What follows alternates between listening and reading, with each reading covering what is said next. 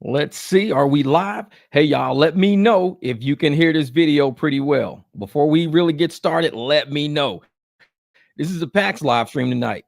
So let me go over here real quick because right now I'm doing something on Facebook right now. I'm trying to bring it up on Facebook because it always locked over there. So I'm going to go unlock it on Facebook. Come on, ding. Quit screwing with me today. All right, here we go. Bam. So I just unlocked it on Facebook. Close that down. All right. Cool. Let me know if this. All right, I see it's kind of like moving a little. So I had a whole different panel open. So when I got two panels open, that's when it screws up. I just realized that. Let me know if this video is coming through, if it sounds nice and clean. Because if it sounds clean, I'm going to get started. If not, I'm going to have to refresh and come back in. Just make sure. What up, Orfino? My man, what's good? What's good? Before we get going, like I said, let me know. I'm always doing sound. I don't sound check myself. I'll let you guys help me out with that. And for everybody out there, deactivation gang, baby. All right, cool. Thanks, my man. Jamil, that's my brother right there. Man, this is gonna be a fun 2 days. I woke up this morning deactivated. This is gonna be a fun 2 days. Trust me on this one, man. Trust me. And a lot of people I know, people get deactivated and they get upset. I was upset because I woke up this morning. I had airport runs this morning. So I woke up and I was like, well, let me check to see, how the airport's looking, if there's any surge anywhere. I was going to put it on regular just to see where all the surge was before I got up. As soon as I turn the app on, view issues, I'm like, view issues? What the hell, view issues? So I hit issues, as your account has been deactivated. I was like, what? Deactivated for what? I'm like, bro, I'm asleep.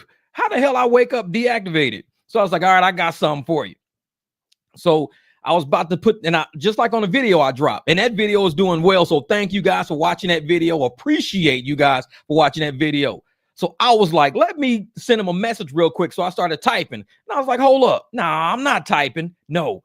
I said, let me give them a call because I know exactly what's going on right now.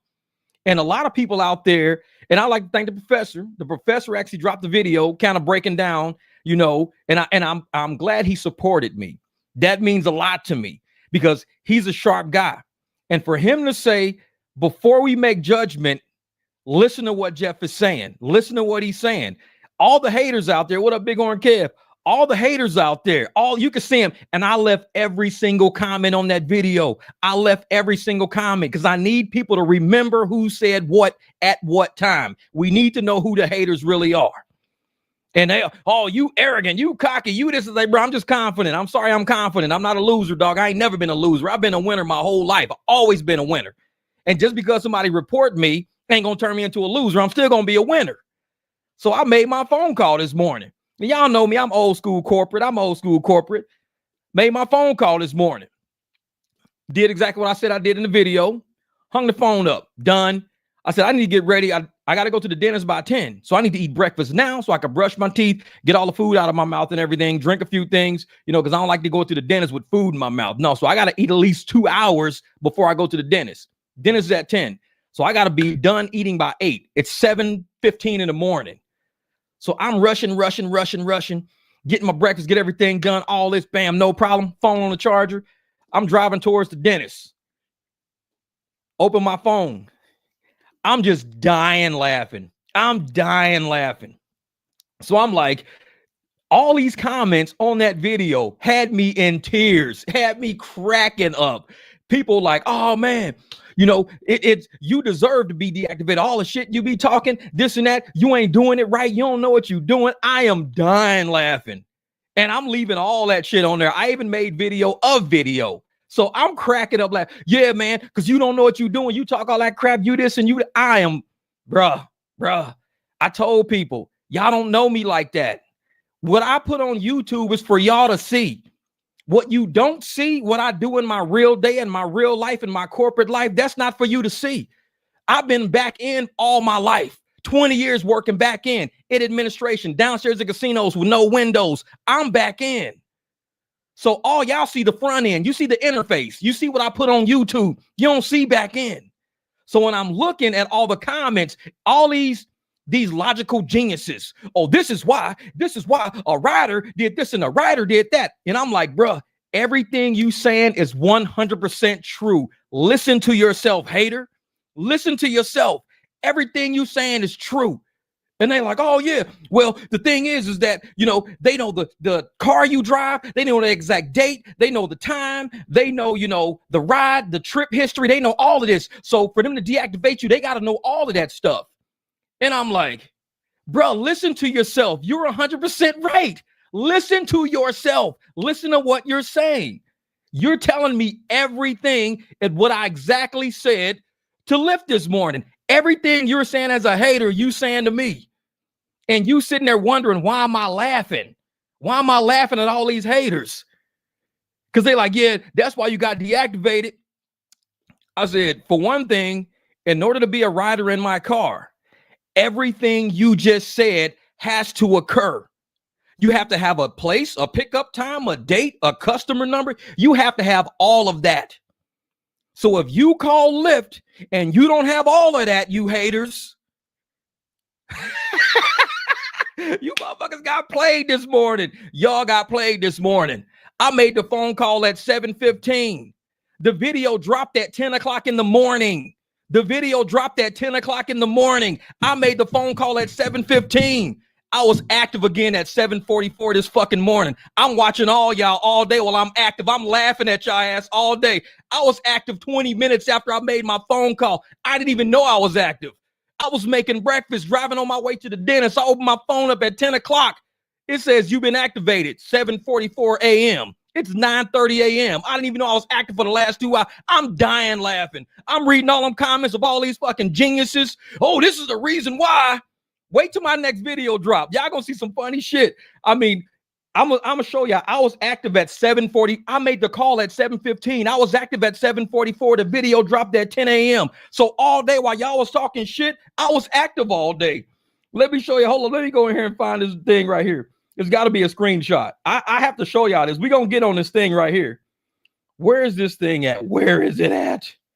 I know it was in here because when y'all see this, y'all going to be like, how in the hell? I'm like, yeah. How in the hell was I still active all day? Here it is, 7:44 in the morning. Now, remember, I made the phone call at 7:15. At 7:44, Lyft alert. We're happy to report your account is no longer on hold. You can resume driving with Lyft when you're ready. That was 7:44 in the morning. So all you people was talking shit all day. You wonder why I was laughing at y'all comments because y'all some fucking geniuses. Y'all a bunch of geniuses. The whole day y'all thought I was deactivated. They deactivated me at 1:26 in the morning. 1:26 in the morning. I'm fucking sleeping at 1:26 in the morning. So whoever called at 1:26 in the morning had me deactivated. By the time I woke up, I made a phone call. I told them, y'all need to check y'all shit. When was the last time I was online? Thank you. Call me when you fix my account. Click. 20 minutes later. You good, Jeff? I was like, I know I'm good. 100% I'm good. Because I told you I was haters playing on my account. I'm not worried about Lyft. As soon as they told me what time it was, I started laughing. The lady was like, yeah, this is fun. I was like, it's pretty funny to me. She's like, well, I'm sorry for the inconvenience, sir. I said, yeah, sorry for the inconvenience. I'm sorry for waking up and laughing with you this morning, lady. Very sorry. Dude, they reactivated me 20 minutes after my phone call. I just had to let that video run today. That was a good ass video.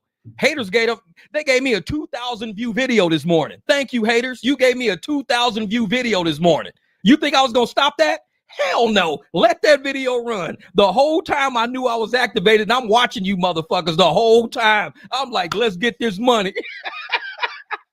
Thank you. Thank you. For all my haters out there, thank you for pushing that video. Thank you for the comments, because I didn't delete a single one of them. Thank you.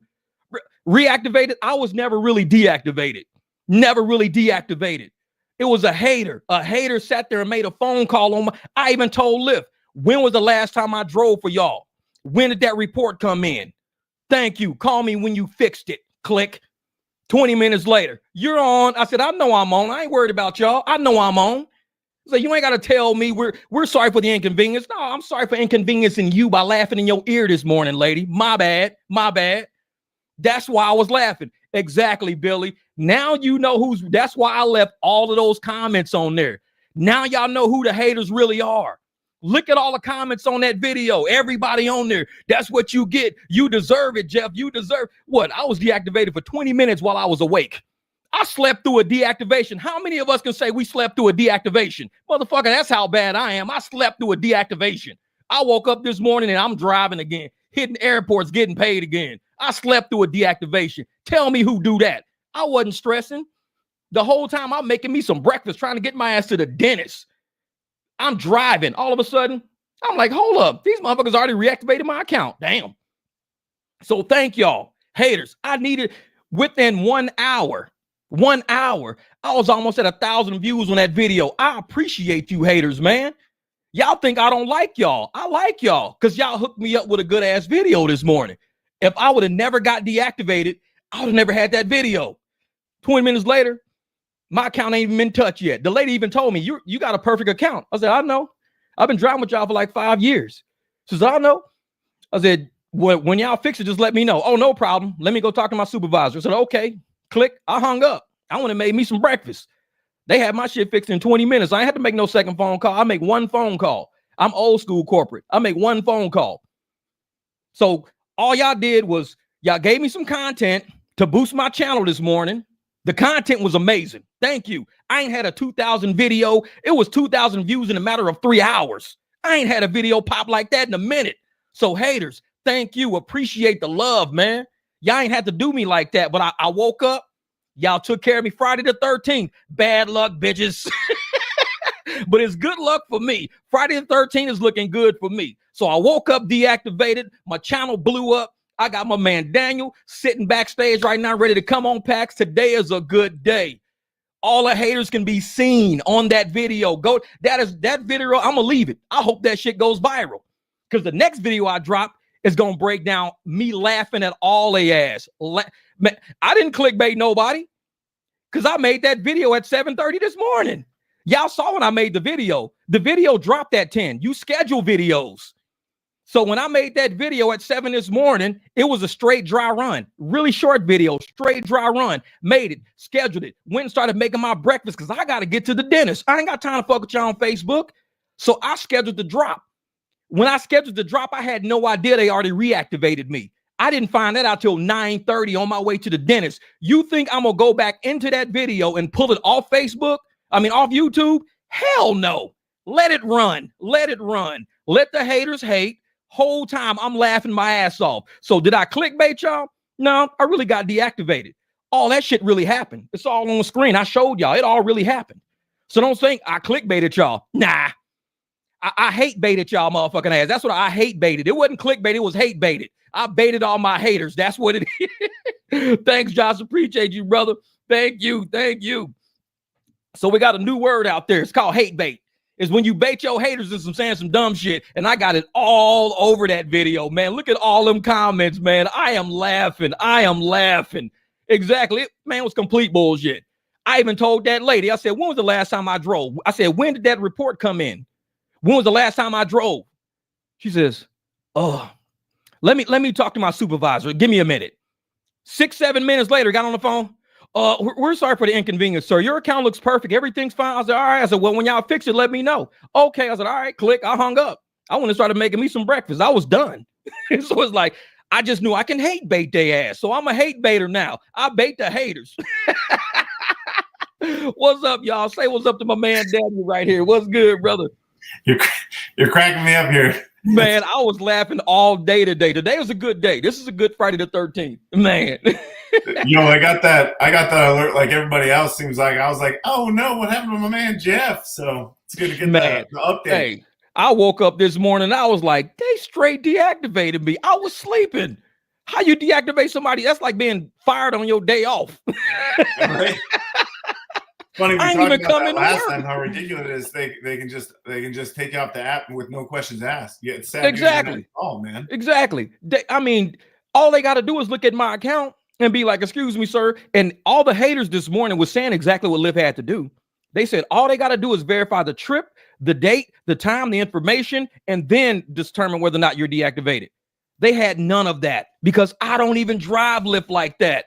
So it's like, and the dude who I removed off my page, thank you, Billy. I appreciate that, brother. Have a crusty, dusty donut for the haters. So the dude that I kicked off my channel, he was mad at me. He was a hater because, you know, PAX is sponsoring the channel. Everybody see the channel going up. Things are going good. Haters is mad at me. Yo, I just call Lyft and I just have you deactivated. I said, well, call him then. I'll have you deactivated. I said, well, call him. He took you up on that. Exactly. But see, he don't know I got an ace in the hole. He don't know what I know. He don't know so I said, you call him, you tell him I was drunk, high on cocaine, PCP, whatever. Tell him whatever you want to tell him. I say, but I guarantee I won't be deactivated for long. He called them. They deactivated me while I was asleep. I woke up 20 minutes later. I'm making breakfast and shit. My account's already back on again. I said, let the video run. Let the haters have, because I have to let haters have a good day too. Today was a good day for the haters. These motherfuckers were smiling, laughing, having the best time of their life. Haters today thought they won. They was like, yeah, we got him finally. I mean, they was talking all smack. It's finally something happened to him. I knew it was going to happen to him. I'm so glad it happened to him. I hope everybody sees what happened to him. I had to make my haters happy today. So I let the video run, even knowing I was no longer deactivated, because I wasn't going to stop in the middle of traffic, going to YouTube and take the video out. It was already scheduled to drop by the time I found out. So I said, you know what? Let the haters have it. Fuck it. Let them have a good day. And they was all haters was smiling, ear to ear, grinning, laughing, high-fiving each other and shit. Yeah. I'm like, see, I even make a haters day. How many YouTubers you know will make a haters day? I did that on purpose. I still think you got more supporters than haters, but that's funny. Oh yeah. I had to. What up, nice boys? Win, man. I had to. Because like I said, it's one of those days when it's a rare opportunity when I can enjoy like camaraderie with the haters. Yeah. Me and the haters we laughing together. I'm laughing at them. They laughing at me. We laughing together. Me and the haters is kicking it. Whole time my video's going through the roof. Whole time I'm activated. Now? What are you at now? How many comments? Oh, man, I don't know how many comments. Let me see how many comments, but I just know it's been a long time since I had. It's been online for 7 hours, 2,200 views. It usually takes me a month to get 2,200. 7 hours, 2,200 views, 206 thumbs up, 4 thumbs downs, and 262 comments. This was a good ass video. Them haters, they helped me out. Appreciate y'all getting me deactivated, you haters. Well, I'm gonna call Lyft on you. I said, call them. So all you haters out there, thank your brother hater for saying he was gonna call Lyft on me. He the one who got my channel bumping today on Friday the 13th. He got my channel bumping. So thank you, hater. You're like, man, I don't know which one of y'all called on him, but man, y'all really screwed up. You hated on the wrong one. Because I can win off that. So I hate baited him. At 9:30, 30 minutes before this video dropped, I knew I was reactive. 30 minutes because they reactivated me at 7:44. The whole thing skyrocket. That's pretty much. Yeah, that's it. I needed some entertainment too. Fuck it. Haters want to have fun. I want to see haters have a good day. So they were smiling, laughing, joking, high-fiving each other, talking to me. That's what you get. They was laughing. And I'm laughing with them. Yeah, that's what I get, huh? That's some funny shit, huh? Yeah, exactly. I'm laughing with them. So thank you. Usually I kick it with all the supporters and I kick it with the 300. Today was a day that I got to kick it with the haters because it's rare that they even show up on my channel. It's rare. They showed up in droves, man. All these haters are coming out the woodwork. We kicked it today. Friday the 13th was the day I kicked it with haters. Can't nobody else say that. I kicked it with haters all day today. It just goes to show, man, they're still watching. They're still paying attention. Oh, yeah. So all you haters can thank that hater that called in on me. 20 minutes after that, because I even told Leia, I said, check what time that report came through. I said, because I was sleeping. I said, look at the last time when I drove. She was like, let me talk to my supervisor. Let me put you on hold for a second. I said, yeah, okay. Because I already knew at that point. I already knew. So like I said, stay ahead of the game. Don't overdrive on these apps. I drive when I need to. Yeah. I got enough private clients not to. So if you're a hater, you better specifically know when I'm out driving. You better know what part of town I'm in. You better know if you're going to come at me because I got an ace in the hole. Private rides is my ace in the hole. So I can make money whenever. Y'all think I'm on the apps 10 hours a day, 12 hours a day. You out your damn mind. That's why I was up laughing all day, man. I had a great day today. Laughing. Well, we touched on this the last time we met. We did a podcast together. We talked about how a lot of the drivers out there live in fear that their accounts will be turned off with no notice at all. We talked about how that's a hazard in your industry. That one of the things that we're at PAX we're trying to avoid and what we're trying to create a stopgap for is we're building teams. We're building. So the guys you ride with or drive with, and really worked for incentives together for, you got each other's backs. So yeah, they'll be the ones checking. Yep. That's right. And that's the thing with PAX. PAX will not have that random deactivation stuff. Yeah. Somebody calls in, your team has to deal with that. It ain't gonna be deactivate you and then, hey, just, whenever you can get back on, try to fight to get back on. I didn't have to fight to get back on. With PAX, you ain't gonna have to fight to get back on.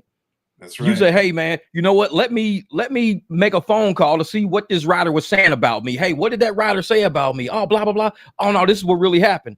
I wouldn't do a stop at McDonald's because the line was too long, and she got mad because I wouldn't stop at McDonald's because the line was too long.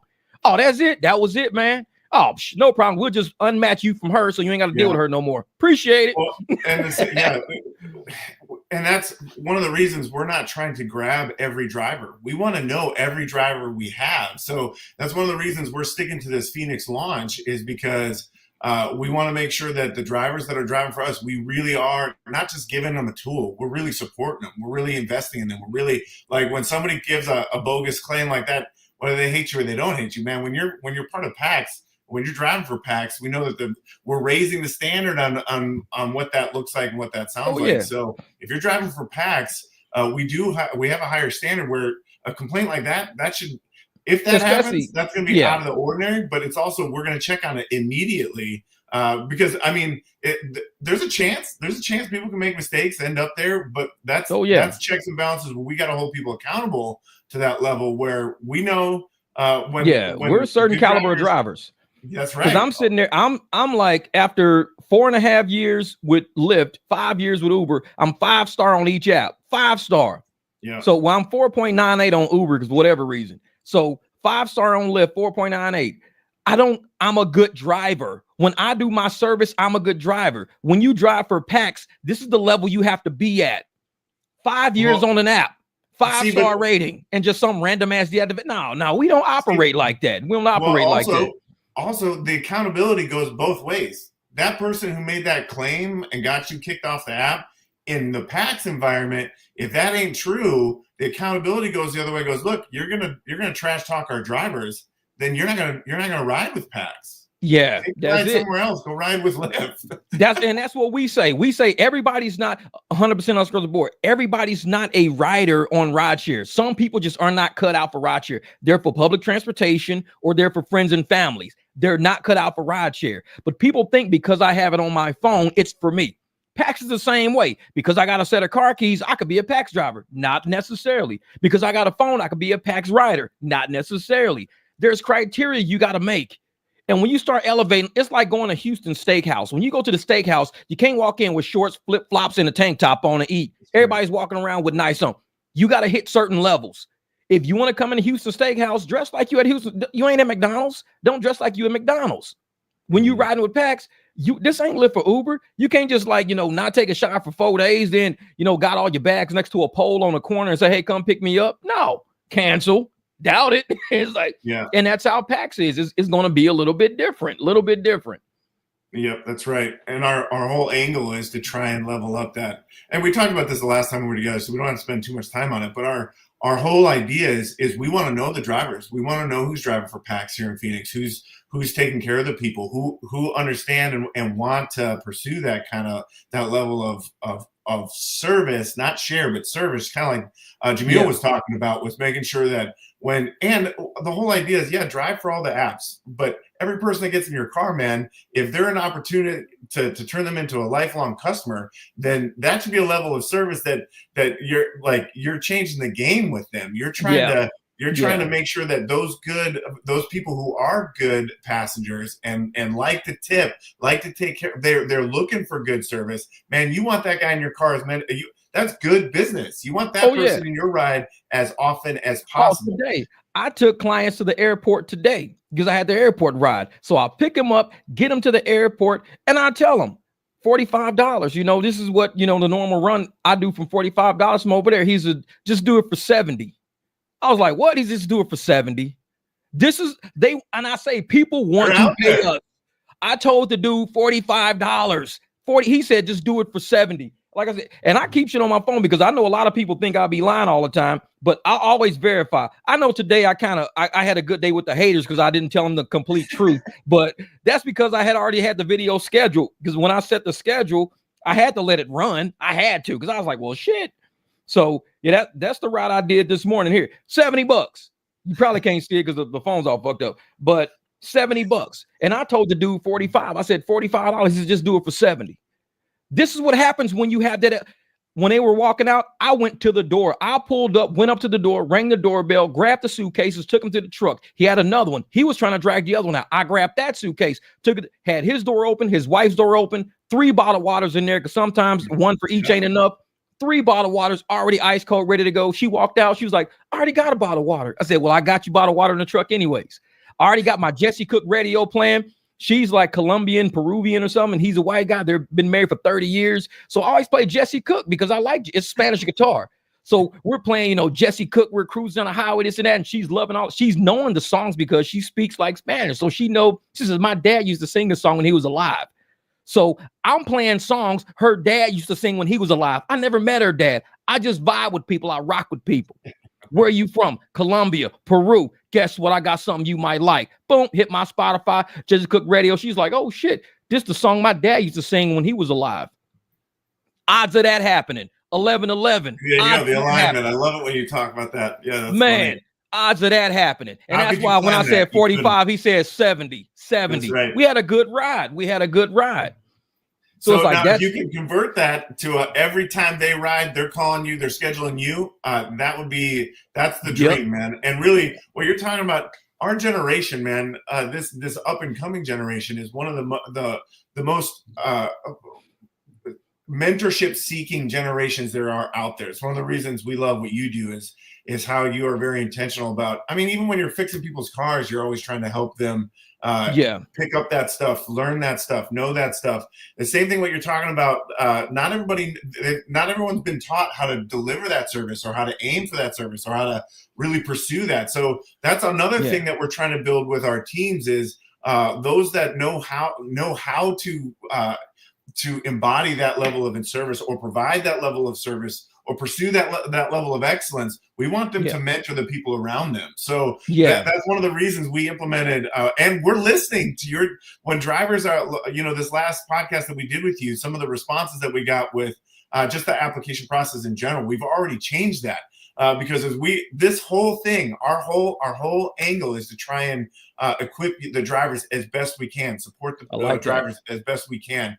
So one of our ideas here with the teams is to build them around people who know how to build teams, know how to do that mentorship, know how to pour into them and get them to aim higher. So we've been planning incentives for when we launch, when we get all of our stuff together, our license and our insurance, February 1st, like our launch date for all that stuff.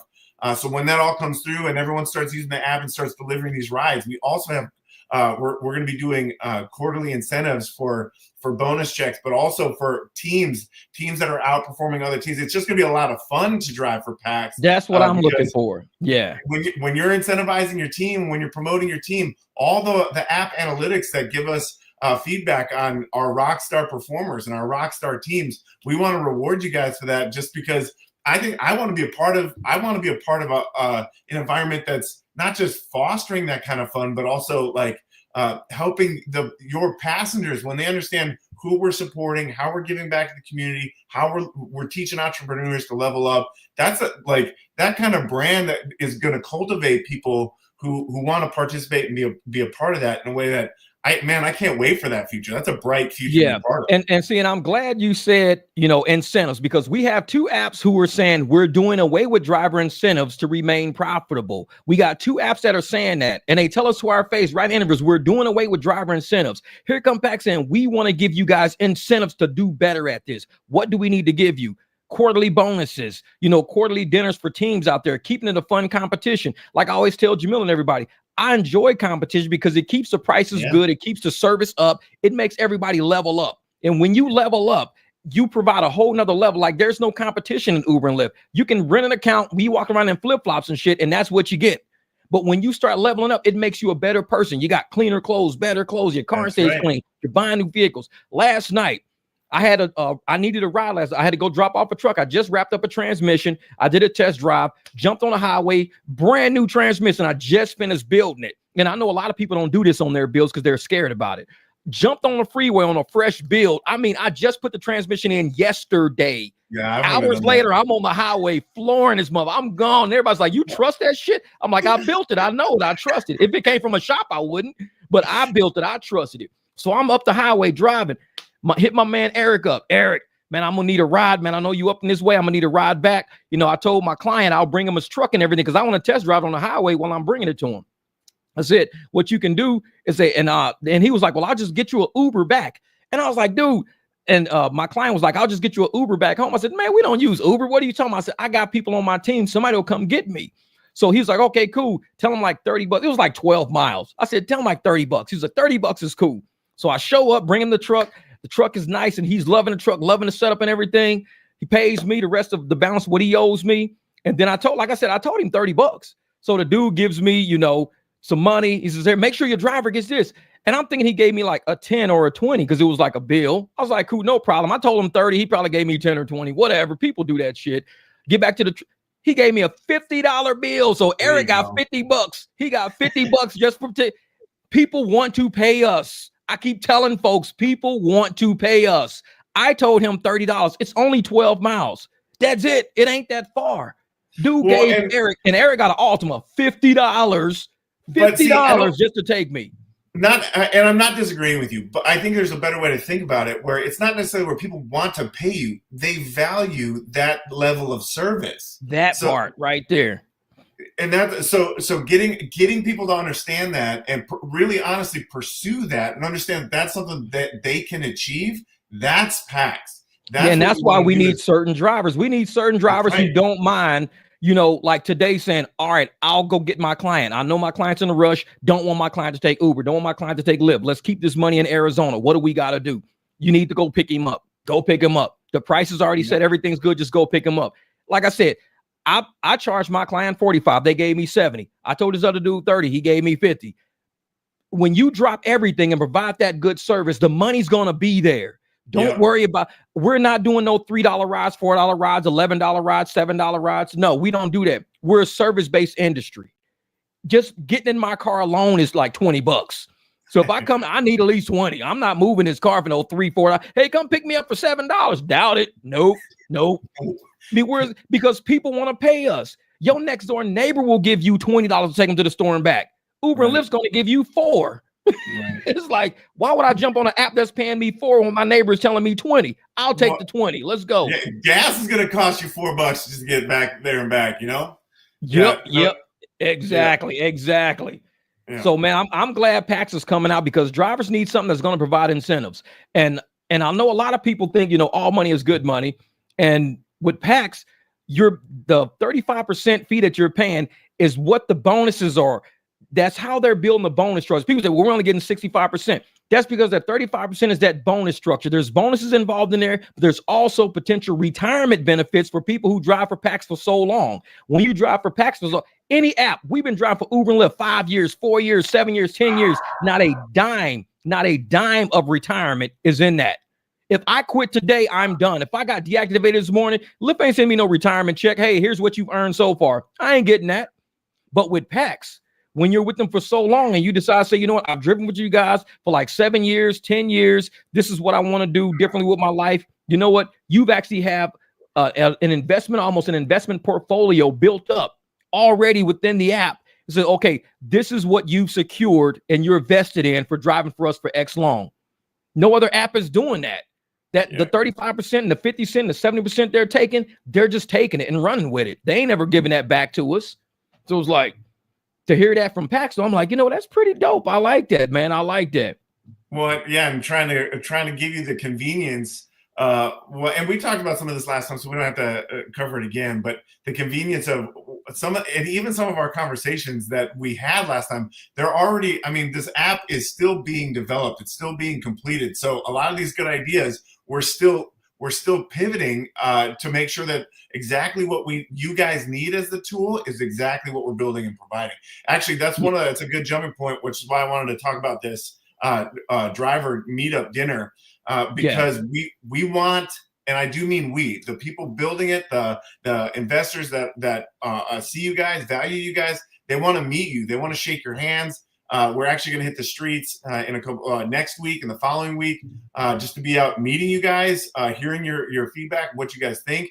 But also, we want you to sign up, apply, because we want to meet you. We want to hear your feedback. We want to help you get going just with your driver portfolio. We're going to take professional shots of your ride, professional headshots for your portfolio. We're going to give you a brief tutorial on how to market yourself. But also, this is where we're going to start building teams already. You can, when you apply, put down who referred you, because that's going to help us structure our teams to know the ones that are out there promoting the most and getting people to sign up the most. They're probably going to be a really good position to lead that team. And so, like I said, we're not trying to pick random people. We want to know who you are. And with our targeted goal between 50 and 100 professional drivers, we will know everybody's name. We will know everybody on the team. We will know exactly how to support. And if you guys have needs, good ideas, things that you want to implement, that doesn't happen without a real relationship. So that our whole goal is to start that off with a genuine handshake. We want to know who you are. We want you to know who we are. And we want to provide dinner for you so you can get a better idea of who we plan to partner with, our quarter one goals, our annual goals, the things that we're gonna we're launching towards, and I'm gonna run something by you after the live stream about an idea I had, a marketing idea I had that we can do now for potential riders once we get there. It's a great idea, and you're gonna be say, Jeff, remind me of that idea. Just I love your ideas, Jeff. I love your ideas. You're gonna be like, dude, that's crazy. That's crazy, because I'm telling you, man, it's shooting fish in the barrel. And I tell folks, there's a way how to do rideshare. And a lot of people I can see online, especially with the haters, with the video I dropped today, a lot of them don't know how to do private rides, which is why they thought that I got deactivated because a rider contacted it. No, the rider didn't contact. And I tried to tell people in the video I dropped that it was not a rider. I told them that in a video. So they still think that a rider called, and I told you it was not a rider. There was a guy in the comments talking shit to me, and he wanted to kick me off the app. He said, I'll call Lyft on you. I said, well, call them. That's what people missed in that video. So they think they got punked. No, you just didn't listen. The dude said, and I block banned him off the channel, and he called Lyft, and Lyft deactivated me. So I told Lyft, check yourself. They said, sorry for the inconvenience. I said, no problem.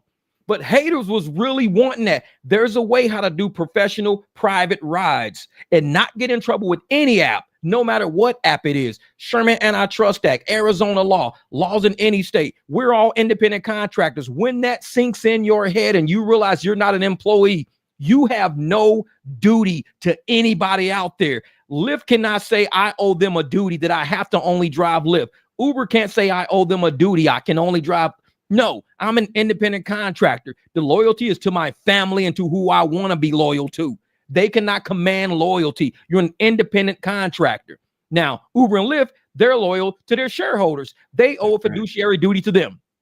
They don't owe drivers nothing, not a single thing. So the fact that they know that they don't owe us nothing, they can do whatever they want to do with us. But you don't think that's reciprocated? Like we can't do what we want to do back? Therefore, you get with a smaller app, a smaller group where everybody knows everybody. It's a more family situation. You're more than just a number. Now you get involved in an organization that you're a part of, not only a part of, but you're happy to wake up and help build every single day because they're helping build you every single day. Right. They're giving you a retirement, giving you a quarterly bonus, inviting you to dinners, making sure you got materials. When an app invests in you and shows loyalty to you, you have to reciprocate that back. Uber and Lyft proved already. Yeah, they don't owe no loyalty to us. They don't owe nothing to us.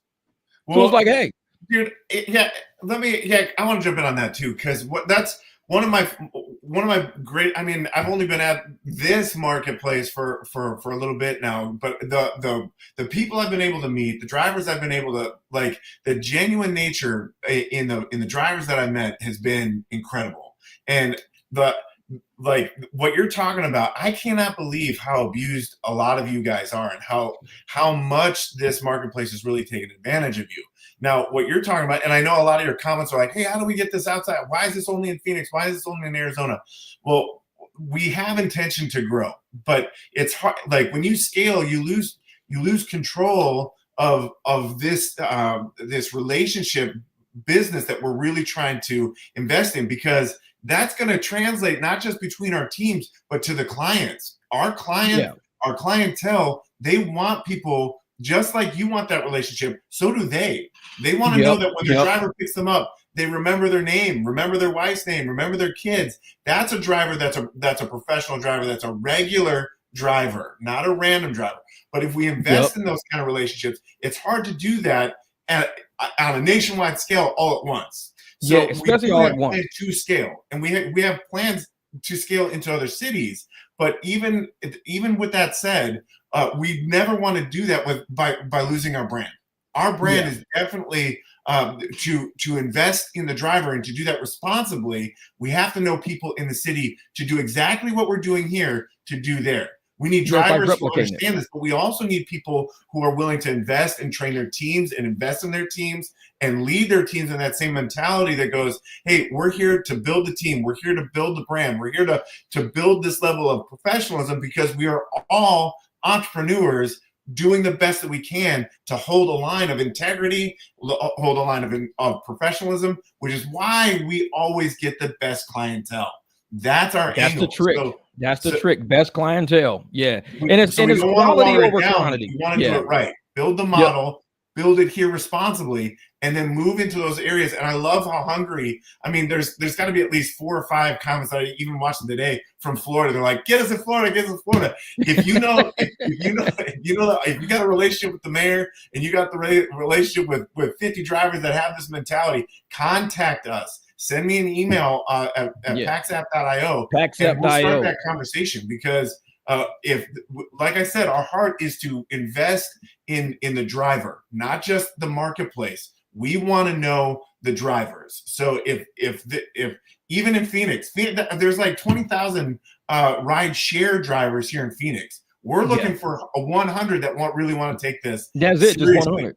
Because we can't oversaturate the app. That's what I keep telling people. Right. Once you oversaturate an app and a platform, it's gonna have more drivers than it will have riders, and people are gonna be disinterested in it. But if you keep people kind of like enough at the buffet, and I was telling like that to Jamil, if you go to a buffet and all you have is bottled water, you're gonna be like, well, where's the food at? We showed up for the food, man. This is a buffet. Well, all we have is bottled water. You're not going to want to sit at that buffet. But if you walk to the buffet and you see all these stations out there with all this different food, that's how an app should be. It should have enough riders out there for the drivers that are paying to get into the buffet. You're in the buffet. I'm ready to eat. What do we got? Oh, we don't have nothing but water and breadsticks. I don't like this buffet. I'm out. And PAX is trying not to do that. So we know the issues with that balance, especially when you're getting going, because you're educating people about the service, but you're also looking for that. It's a balance between drivers and enough service. It's a balance, But one thing I wanted to mention to that in terms of teams and how sharing this vision with other people, one of the things that I want to make sure that people understand about PAX is that you don't have to already be, I mean, it's nice if you're already at that level. But one thing to understand is that a lot of drivers want to be at that level, but they don't think that they are. That's why PAX exists. Is we want to partner. That's why we have teams, so that we can put you on a team that will help you level up your game. Like we do have, it's not like we're going to stop at 100 drivers. If I had 250 to 500 drivers, man, then talk about how much service we can really provide those guys, and confidently know that we can answer all of the requests that come in. Because there's a lot of, like you said, there's a lot of drivers. There's a lot of money to be made out here. And it's just making sure we divvy up that pie equally amongst different apps. Because right now, Uber and Lyft have a big section of the pie. So if we get a lot of smaller apps out there that can slowly nibble away at some of that pie, and riders really realize there are other good sections of pie we could be eating on. We don't just have to eat from Uber and Lyft. That's how we slowly encroach on the market. And it's going to true up the fares for Uber and Lyft. It's going to true up the driver pay for Uber and Lyft. Because if they don't true up the driver pay, people are going to leave them alone. Because if you're making more with smaller apps, why would you go to the bigger? And that's what my hater didn't realize this morning when he called Lyft. You don't even know what apps I drive. I show you something on YouTube. You see that on YouTube and you run with it like wildcat in your brain. Like, oh man, he's a Lyft driver. Dude, I'm a driver and an independent contractor. Right. Once you realize you're an independent contractor, you realize this app that's on my phone is just like Candy Crush or anything else. It's just an app that's on my phone. It doesn't make me a Candy Crush player. No, I'm a Candy Crush player. No, I might play Candy Crush if I feel like it. I might drive Lyft if I feel like it. Depends on what app I want to work today. So you can call Lyft and do whatever you want to say. Call them. Call them. Trust me, I got an ace in the hole. Try me. I love that. Yeah, man. They people be trying me, man. They be trying me, but they don't even know what we working on. Like I said, I've been dealing with you guys for a few months now. Nobody knew I was even dealing with PAX for a few months because it was something that I didn't want to put online. It's not for everybody to know. When it's time to know, you'll know. A lot of people have no idea what we're doing. No idea. They see me drop videos. They see me picking up dogs off the bus stop and shit like that. That's all they need to know for now. What we got coming down the pipe, that's what's going to get you. That's what's going to get you. Yeah. Oh, my man, Triple E, thank you, brother. I appreciate it, man. I was just talking about you earlier, man. Appreciate that, brother. You know I got your back on everything, man. I got you, man. Appreciate that super chat, man. Looks like he's using your Know Your Worth logo too there. Oh, yeah. Oh, that's Eric. He's the Know Your Worth captain. This dude is the Know Your Worth captain. Trust me. I have seen this dude get $16 rides and turn it into $100. This dude is the Know Your Worth captain. This dude will take a $12. Eric. That's Eric. Yeah, he's up in like the Peoria, Glendale Surprise area. And I mean, this dude will grab private rides. I live in Peoria, man. How do I schedule you? You should be on PAX, bro. We didn't have a conversation. Hey, that's the Know Your Worth captain right there. I've seen this dude pull up like, oh man, I'm finna do this ride for like, $30. Man, here's 130 instead. I'm like, dude, how do you do that? And he knows how to talk to people, man. I mean, he has a ride. Captains, Eric. Dude, hey, he has a ride. He has a ride that pays him to go to the game with them. Football games, basketball games. I don't know another driver that does that. That's it. Okay, so dude, that's it right there. That's exactly this dude is a professional of a professional. He will go drop somebody off at the game. They already have his game ticket, so they have a ride back. So they buy him a game ticket to make sure he sees the game and he walks out with them. No other driver I know does that. If we can get 100 drivers that are living that life, know your worth. Eric is doing it, man. Eric is doing it. Bro will go to the game. Like NBA games, NFL games, and they pay him. And they pay him for the ride and they give him the ticket. I'm like, bro, will you sit down with me at lunch and tell me how you happen to do that? That's right, man. I'm gonna go talk to people at the game. I'm gonna say, hey, you wanna ride after the game? Give me a ticket. That's it. What up, Jamil? How you doing, brother? Jamil, how you doing, guys? How are you? I'm driving. Right. I'm driving right now, but yeah, I've been listening to a lot of the conversations, and let me tell you, you guys are hitting it right on. And what people need to understand here is that PAX is the next level up, man. This is not minor league baseball. This is the majors. Yeah. And this is what everybody needs to understand. When you become part of PAX, you're becoming the next level up. Oh, yeah. Because, I mean, you're going to be shared with other people within the group. And I was telling Jamil about this. Now, nobody knows this except me and Jamil because I had to send Jamil's information to somebody. But I'm taking these people on December the 30th and the 31st, New Year's Eve. So each day I'm taking them, I'm giving them $300 per ride. And it's a good deal. It's a good deal compared to what the apps are charging right now. It's a good deal. So I told them $300. They're like, we love it. We love it. Now their friends hit me up. Hey, they like, we know that you're already busy with the other group, but who do you have for us? So I sent them Jamil. So Jamil might mess around and do the same thing on his car. He's going to have a couple of $300 just line. And it's one group there and back. $300, 2 days straight. And it's easy rides. But this is how we help each other as far as teams go. So this is one of those really good ideas that we've implemented into our app. Or after we had this conversation, it is one of the things that we're implementing right now. Currently, is I'm testing some of it today, which is super exciting. But the idea here is, when you refer that ride, we're calling it a referral not charge, but it's a referral. It's like a high five. If you give a referral to a buddy, 5% of that fare, instead of it gets back to you. So if you're referring ace rides like that to your team, you're making money just because you're doing the referrals. That's such a great idea, that when you talk about team, now you're helping each other level up. You're also giving people, if you don't got time because you're booked, now you can pass off these A-list clients along with a book on who they are, like your notes with them. You're talking.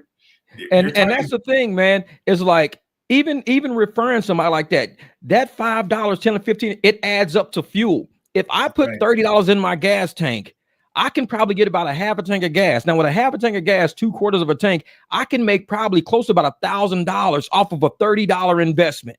It depends on which rides I take. Like this morning, I did a ride today that was it was 20 something miles total. 20, because I was 16 miles, so 32 miles total. 32 miles total. They paid me $70. Now, they only had to go from point A to point B, so I could have been right across the street from them. So for 16 miles, they gave me $70 for 16 miles. Yeah, and I told them $45. I thought 45 was fair. They said, hey, just log me in for 70. Cool. But that's what we do. People are willing to pay us when you do a great service. You show up with a clean car, a bottle of water, car smells nice, you're dressed clean, got your driver's hat on. When you're playing the part, people are willing to pay you. And that's why there's a lot of people on this channel. A lot of the haters don't come on my channel that often, because that's why that video did so well today. Nobody likes to see us doing great. A lot of people come to this channel, they want to see us crash and burn so fucking bad. That video did amazing today. It did amazing because they thought I crashed and burned out. I could have just deleted the video and said, man, I'm not posting this because they reactivated me already. What the hell? I said, no, it's already scheduled. Let that shit run. Let it run. I'm going to the dentist. Man, YouTube took care of me today. They recommend that video to everybody. It was like, hey, all you haters, where you at? Jeff's crashing and burning. And I'm like, yeah, come check it out. Come look at it. They all showed up. They was like, this dude, he don't know what he's doing. Y'all need to stop listening to him. He's going to get you there. I'm just like, yeah, okay. And I'm just laughing. And these haters were having the time of their life. They got an early Christmas gift. Jeff getting deactivated was an early Christmas gift. I gave it to him. I wrapped a bow on that motherfucker, putting my card on it. Hey, Merry Christmas. I gave it to him. It was a hater's dream. And the whole time I'm laughing with him. We cracking up. We having a good time all day. That's what you get. You deserve it. I'm like, yeah, I do. Yeah, you suck anyways. I need to stop saying that. Yeah. A rider reported you because you be kicking people out. Yeah, they did. Get the fuck out my car. I was having a field day with them today. Me and the haters had a good day today. They deserve a good Christmas too. So Merry Christmas to my haters. Sorry the shit wasn't real. Well, it was real, but I knew like at 7:44 I was already back on. So dude, I was worried for you, man. I was genuinely like, oh man, that sucks. But it does. That's good. Hey, when you're successful, man, you gotta have haters. So everybody in this chat, when you have a level of success, you will have haters. Every time we do something successful on this channel, whether it's PAX, whether it's us doing private, anything else, you don't see nobody around because we're doing too good.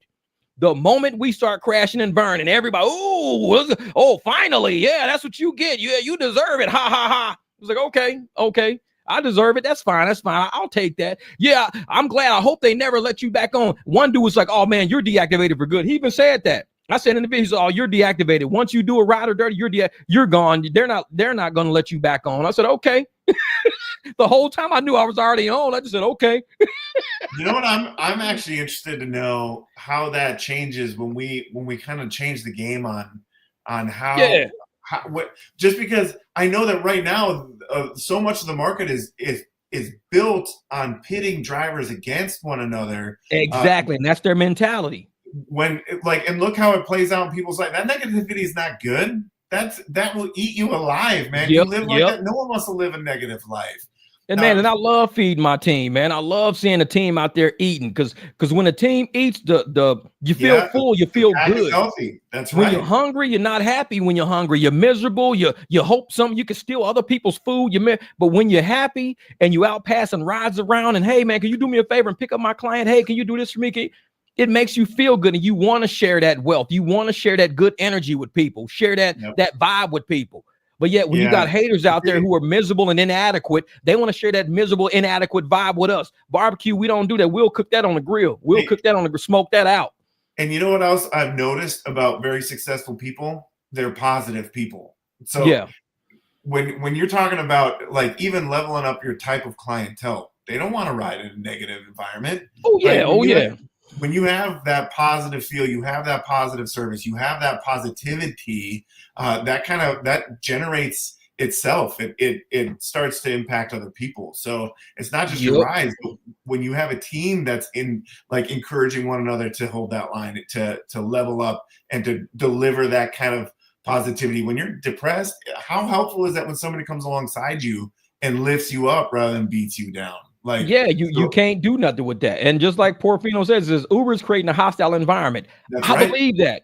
And even Dara says that in his videos. Dara says that he wants to do away with driver incentives. Drivers are not his priority. Riders are his priority and shareholders are his priority. He's creating a hostile environment. Watch what happens when drivers are the priority. Watch what happens. And that's what I'm saying. It's a totally different approach to ride services. To say, if you take care of the drivers, let the drivers take care of their passengers. Don't. And like today, like every time I take care of one of my private rides, I don't be like, oh man, I hope Square takes care of me. No, if the driver is taken care of, you take care of the driver. Don't worry about the rider. The driver's going to take care of that. I don't want Square to take care of them, Cash App or Venmo to take care of them. Leave the corporations out. Let the corporation just be that umbrella to have drivers up under saying, hey, man, we're going to protect you from the reign of poverty. Go out and take care of these clients, man. The reign of poverty ain't going to touch you. If you do well and we keep the umbrella over you, we got insurance over you, we got an app and a platform for you, you go out there and take care of riders. All you got to do. That's right. Cool. Hey, you know what? I'm gonna not to cut you off, but for those people who are watching right now, if that's you, even if you're trying to get there, you think you might not be there, but you want to be there, go apply because we want to meet you. We want to know your name. We want to know who you are. We want to know where you're trying to level up, where you're trying to get to, because we want to help you do that. So go apply today and tell some of your other buddies who have the same mentality, or maybe they don't have that mentality yet. They need somebody in their life going, hey, dude, let's level up. Let's really go after this thing. Let's try and make a 6-figure salary with a driver incentive-based program that let's go after it. Let's see what. And y'all know how I am on this channel. I started with the Jeep and I went and got a luxury car. I got the Beamer. The Beamer, they discontinued Lux. So I went and I got the black. I was always leveling up because once you are okay with average and okay with complacency, you've lost the race already. Never be okay with just average. Never be okay with a complacency. Even when I bought this house, I bought it as a remodel. I said, I'm gonna remodel the hell out of this because I didn't just want to leave it like it was. So I've been remodeling since I moved in. Always be ready to level something up, especially your life. If you're not happy with the car you got now, be cool with it because it's going to help you generate the money, generate the business. So the next time you pick up your clients and you pull up in a silver Escalade or a white Escalade or a black Navigator, when you pull up in that, it's because you took pride in the car you had at the time. You cleaned it, you kept it clean, you took care of business in that car. It was a Maxima, it was a Camry, a Sentra. You took care of it like it was a luxury car. Once you make the money with that, now you say, pull up they say, oh man, so you bought a Navigator. Yeah, I bought a Navigator because now your client base is built. You sure of yourself. You sure of your service now. Always be willing to level up. A lot of people out there, you see the haters in all the comments. What do they say? I'm going to go buy me a $1,500 minivan and make money. It's like, man, keep that bucket away from me, man. Don't come around here with that because they're not thinking about the customer. They're thinking about hustling people. Get you a $1,500 busted minivan where one door don't even open. I just make them climb any other side. That's the way they think because they're not really thinking about what would somebody really enjoy. When I walk out the house every day, I want to see a car that I want. I don't want to see a car that's just going to make me some money. No, I want to see a car that I want. What car do I want? When I bought an orange Jeep, I said, I want to buy me an orange car to match my orange Jeep. So I bought an orange car to match my orange Jeep. What do I want? And I use what I got. I use what I want to make other people appreciate it too.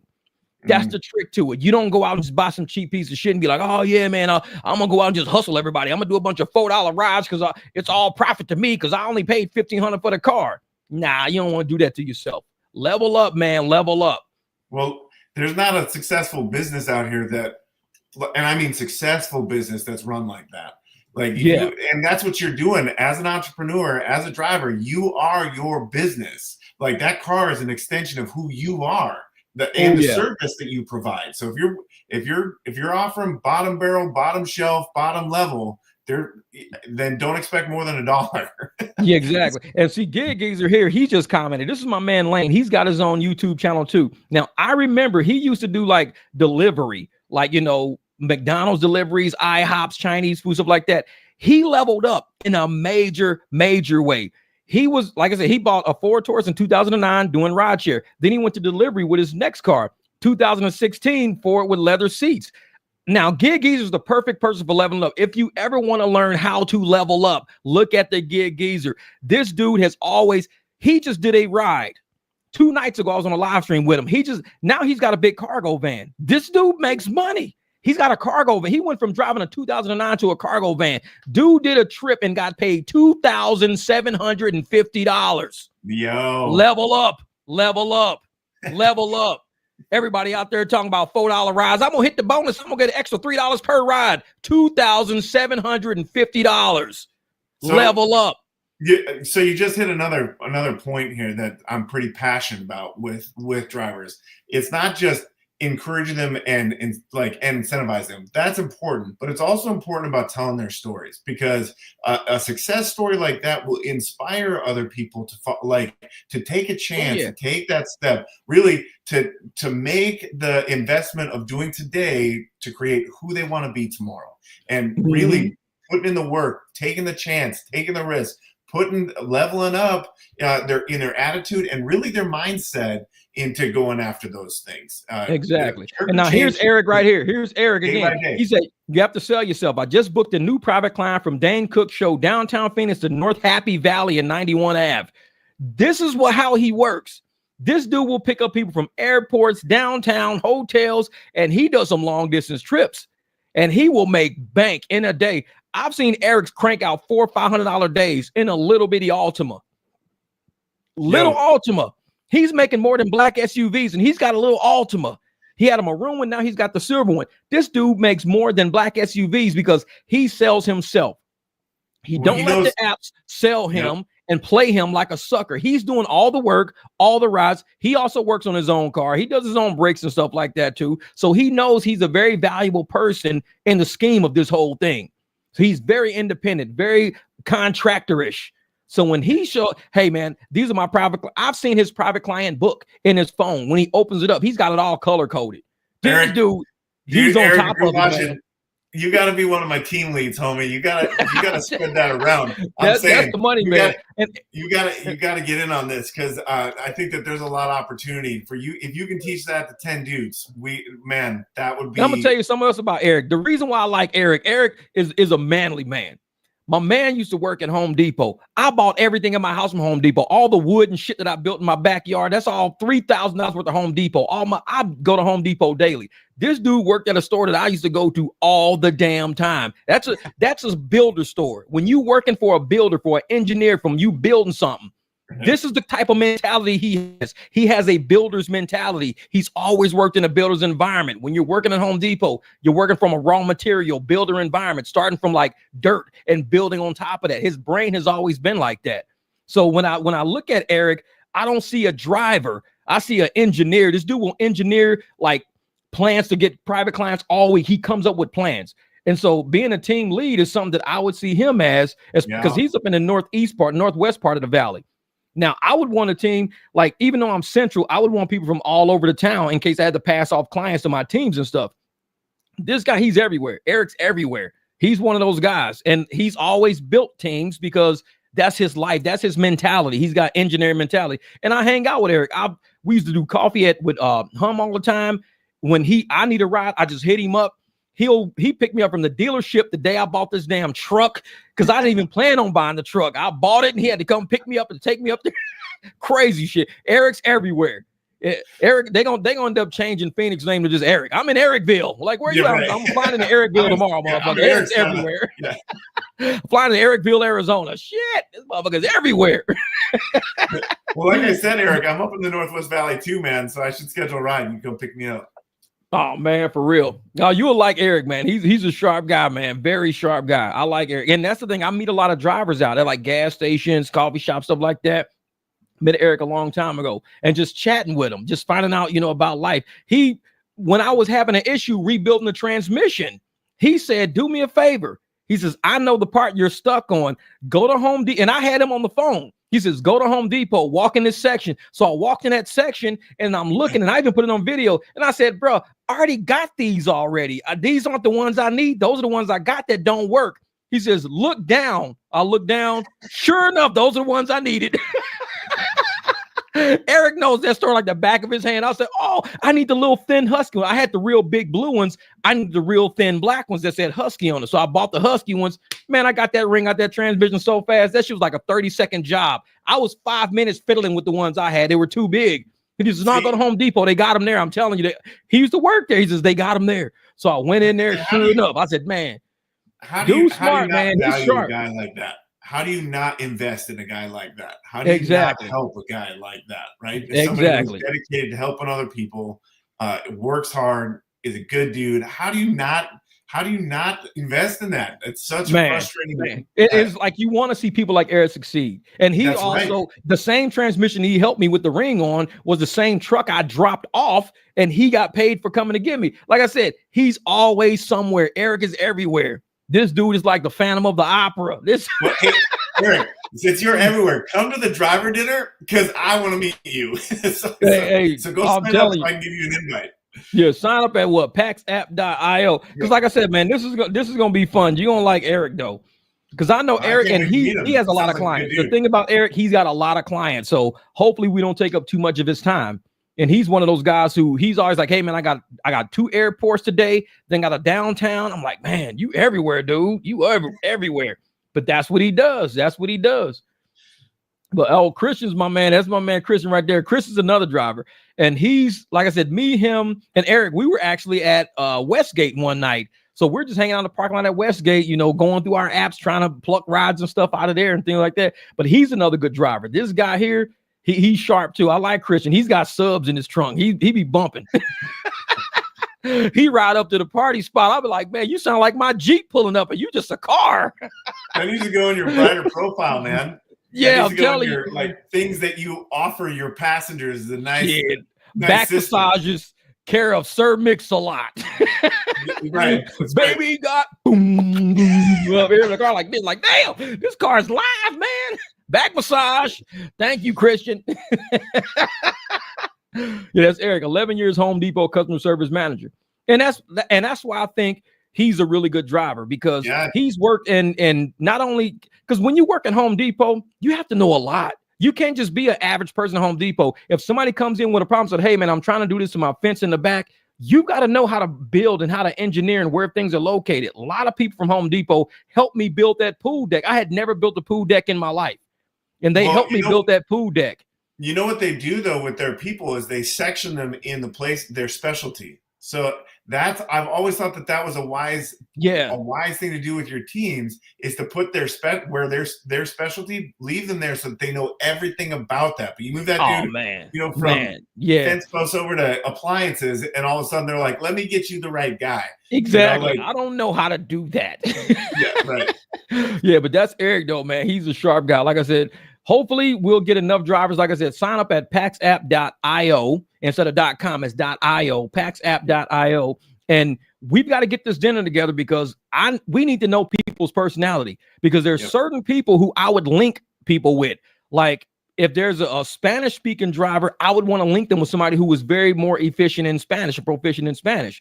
Me, like I said, when I drove around today with the lady from Colombia and her husband, I play Jesse Cook all the time. I love Spanish guitar. So I play Jesse Cook radio. Just so happens one of the first songs that came on, she was like, my dad used to sing that song when he was alive. Who is that?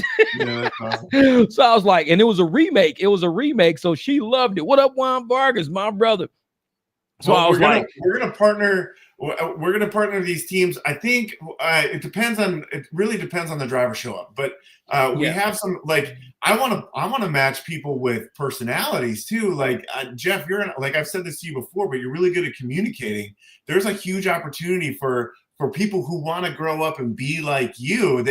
It's not just driving. That work you on can transmissions. influence those. You know what I mean? So putting the right people on the right team is going to be a really big deal. Which is one of the reasons we got a suggestion from you drivers that when they do the application, they should also have a place to put, hey, who referred me? Because that helps us also when we do this driver dinner. We're going to organize you by who's referred you or how you heard about PAX, because most likely, just like you, Jeff, you're already vouching for 3 guys on here. They're like, hey, this is the guy, this is the guy, this guy. We want to know your guys. We want to know. Yeah. You set your team. You know, guys that work hard know how to go after this. Set your team, man. Get them to sign up. Get them to put your name down. That's going to help us group these teams into because we're going to have, like I said, quarterly success models that we have incentives to push out, reward. It's going to be a ton of fun. So to get the whole deal, to understand, like I said, going through the first quarter of our goals, what we hope to achieve in the first year, people that we're working on partnering with. We even have driver stories we want to talk about. So all that we're getting to know you guys by name at this dinner party. So please, if this is something, if you like what you hear and you're hungry for something different, go sign up. Go we're going to buy you dinner. I mean, what's the worst that can hurt? Get a free meal, right? So come on out. And see, and just like my man Juan Vargas, he's over in like the Goodyear Buckeye area too. He drives a black Model S, but he also got a nice Tundra. But the black Model S is what he drives around for passengers and things like that.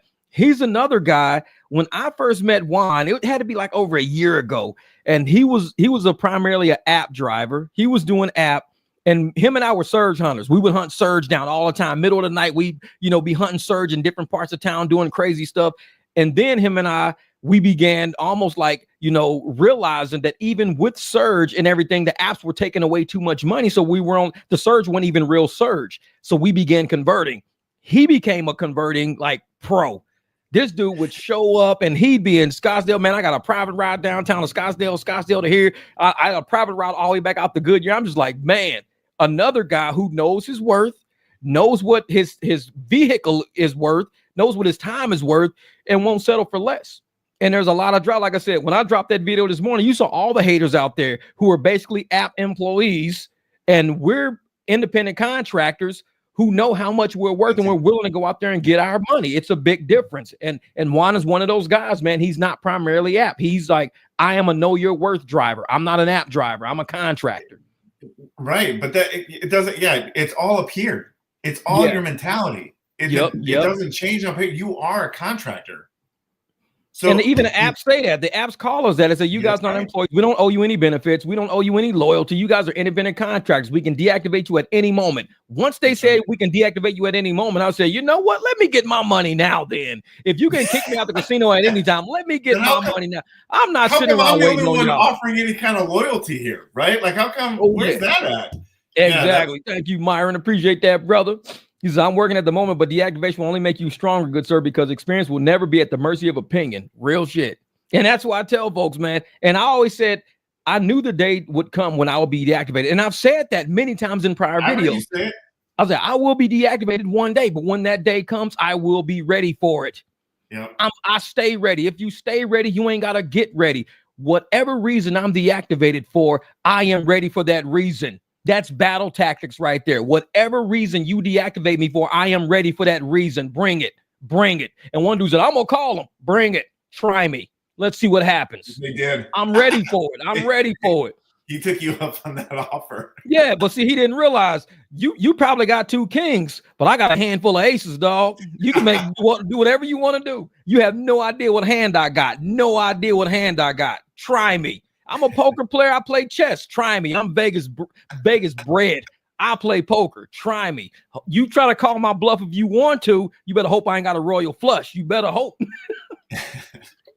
Because you have no idea what's in my hand. I can bluff all day. I could be like, oh, man, I ain't got a good hand. I am. And you throw down 3 kings, and I'm like, hey, royal flush. I'm out. Hey, it benefited your channel today. It worked Oh, out. yeah.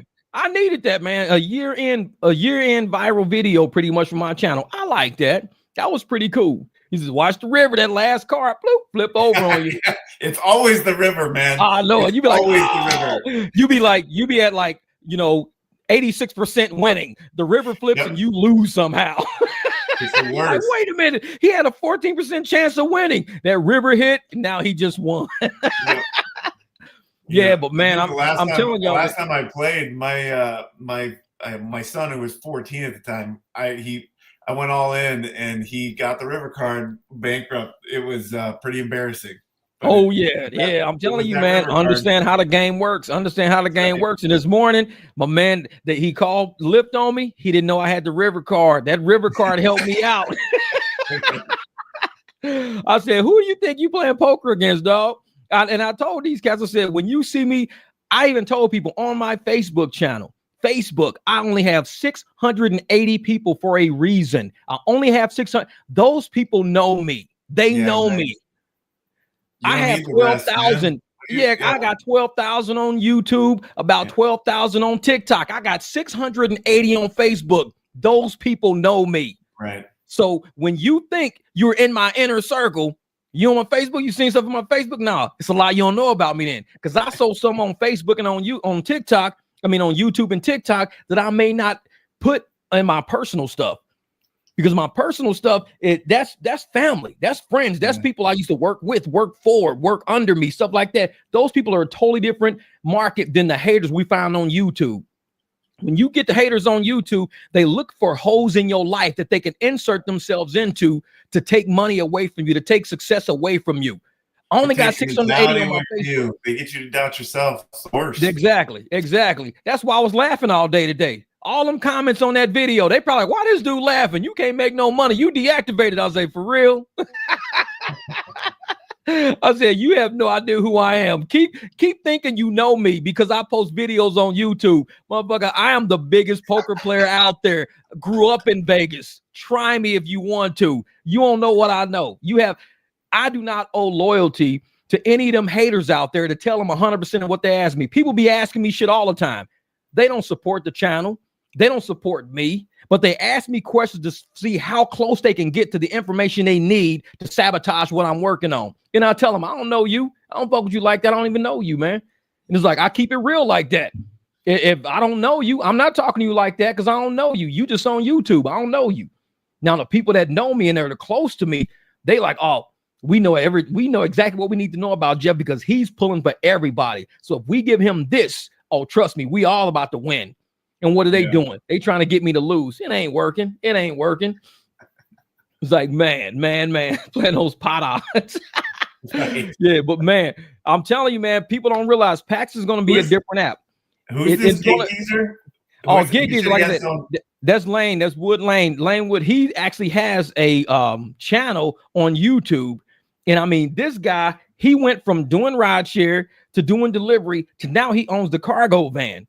And he's doing big shit. Like this is the second year doing it. First year he was doing cargo and everybody was doubting him.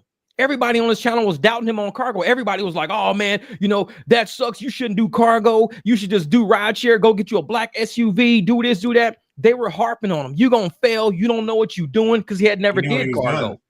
Yeah. So they doubted this man. And I was on his channel all the time. Hey man, hold your head up. Hey, the risk is risk versus reward. The higher the risk, the higher the reward, man. Is he in Phoenix? No, he's on the East Coast. He's on the East Coast. All right. Well, hey, wait, where's he at? Florida? No, I think he's up in like North Carolina or something like that. He's up there. Well, South Carolina. Yeah. When we need teams, we're gonna. Man, I mean, this guy, he's sharp, and he will keep walking. And everybody's throwing fire in front of this guy, and he's just walking through it. He bought that van, South Carolina. Yeah, so everybody was throwing fire in his path, and he's like, nope, this is what I'm doing. Oh, you don't know how to take care of no van? Oh, that van's going to break down. Oh, this and that. He just kept walking through fire.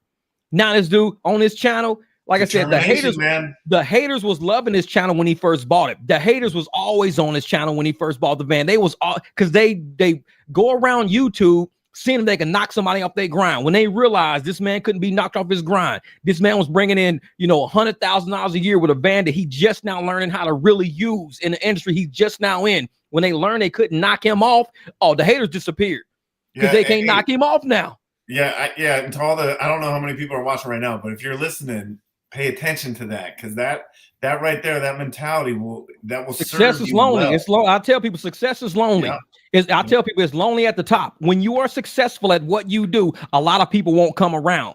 But when people want to hate on you and they see you going downhill, you're gonna have crowds around you clapping, praying for your downfall. You're gonna have a whole congregation. You're like, man. But as soon as you start coming up again, look at that. 112,000 in 2023 with that van. That's the first year you started using it last year. 112,000. And he didn't even know how to really do it. He's just learning the industry, making six figures, just learning. This is how determined this man is. See, and but also, Jeff, I don't think a lot of drivers know that. I don't know that, look at that 112, dude. And he's at 104 right now in his halfway. He's gonna make more than that. And this is 2 years in a row. Yeah. And he's driving like 2024 is smart 104K.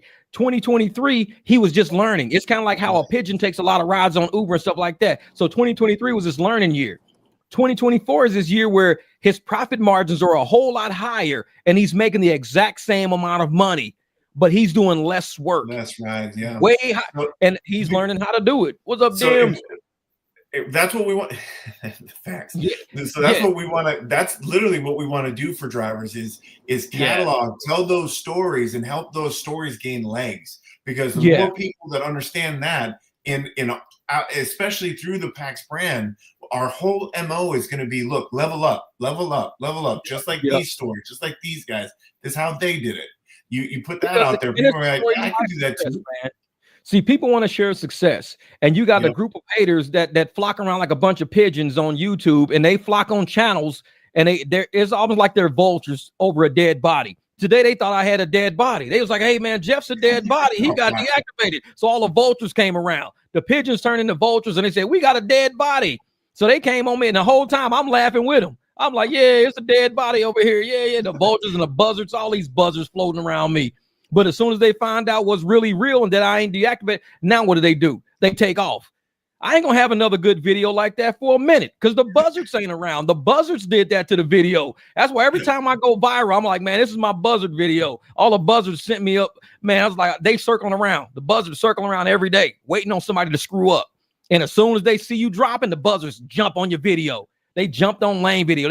Anytime you do something, the buzzards come out. Your video goes through the roof. And you be like, man, why is my video doing so good? Because you doing bad. The buzzards are out, man.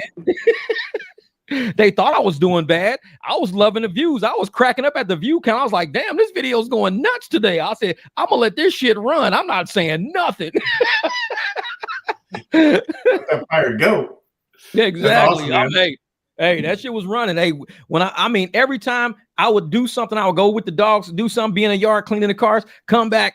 It's up like 150 views. I was like, damn, this video is running. These motherfuckers really want to see me. I was like, hey, I'm not saying a word. Let this video run. Let it run. I ain't saying a word. Even though I knew the whole time. I was telling you not to do that. Exactly. I was telling you, don't tell anyone. Yep. That's funny. And see, and Jamil, I let him know when I was getting back from the dentist, because I had to I came back from the dentist. The dentist was like, well, we're going to do you in January to save you like $300. I was like, cool.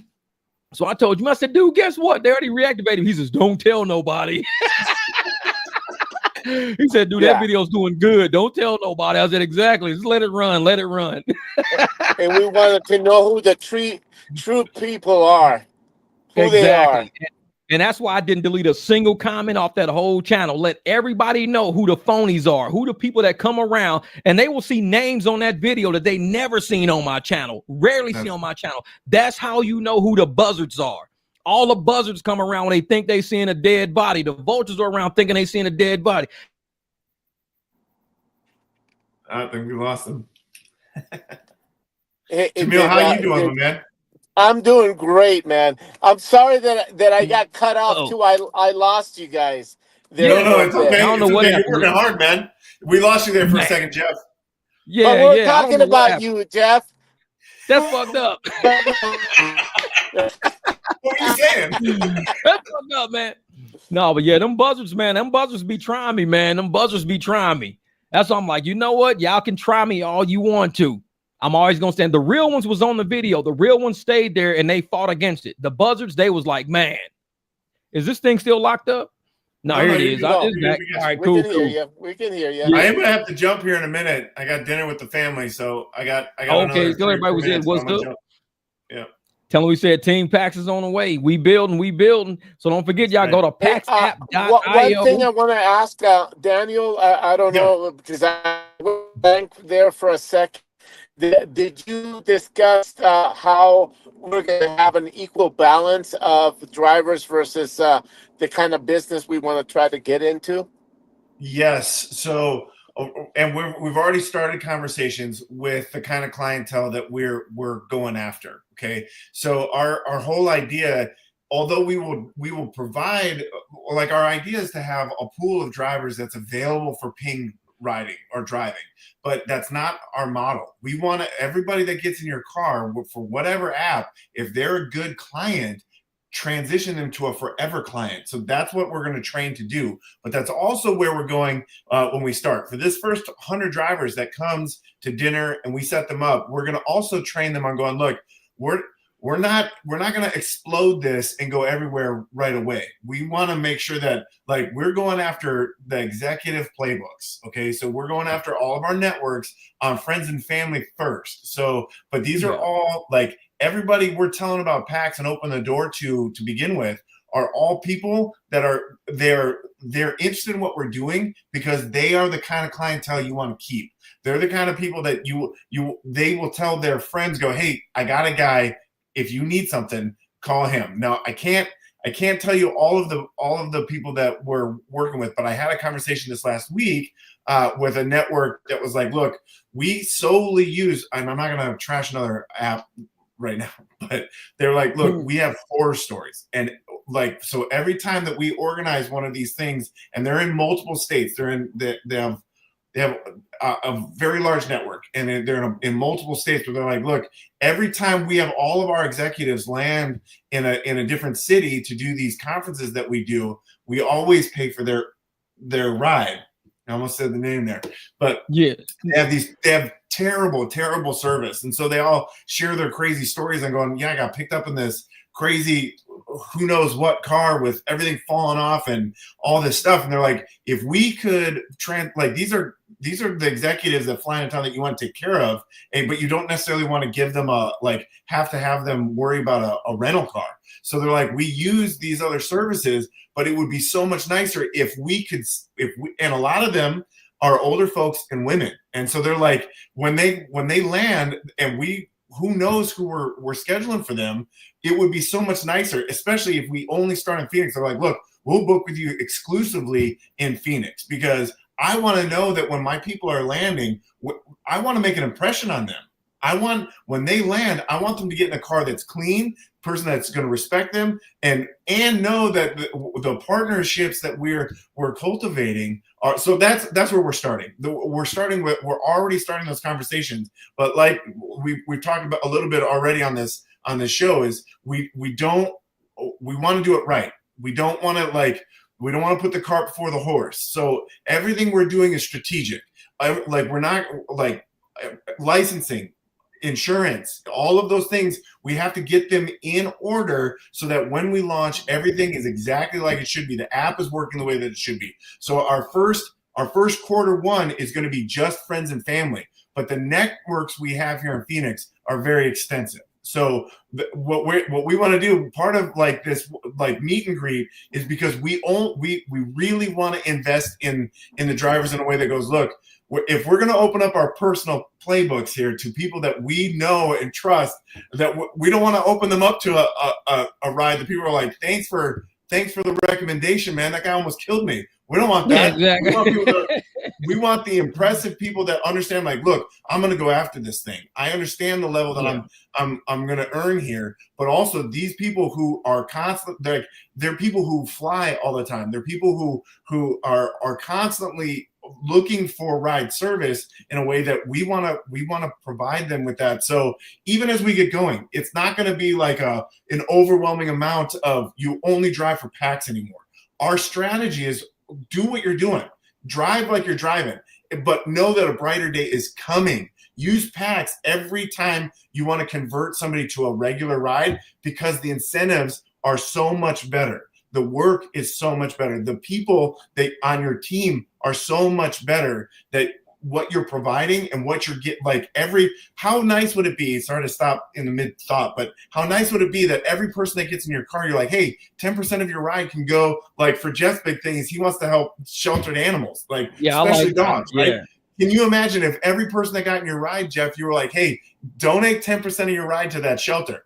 Because now everybody that gets in your ride who love to do give back and to like you were saying, Jeff, it helps our community out. Yeah, I'm saying they value service, genuine, real service, in a way that when you're like, and by the way, 10% of your ride can be donated to help whatever, they know there's not another app that's doing that can afford that, or even has, more importantly, the heart or the mentality to do that. We have a brand that we're trying to, this is a genuine nature where we need to meet the drivers in a way that we're shaking their hands. They understand, they can see eye to eye how serious we are, how genuine we are, how we want to make sure that what they're doing next in 2025, I want to see 100 riders break a 6-figure salary.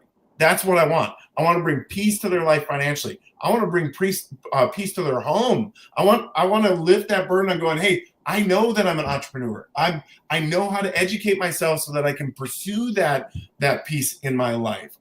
That's what we're trying to build. But it does take, like, to your point, Jamil, it takes the fact that we have a market who understands what we're trying to build, but we have people who are providing the service who understand what we're trying to build.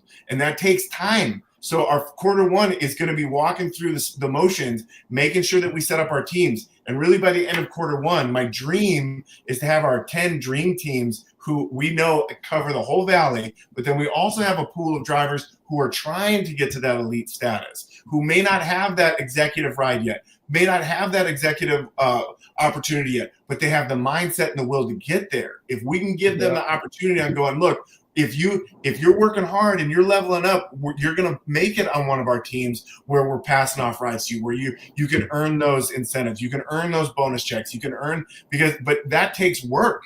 So if you're working hard, we want to reward that with all not just the benefits, but the perks that go along with it, which honestly is the brotherhood. It's the part that you're not participating in the brand, you are the brand.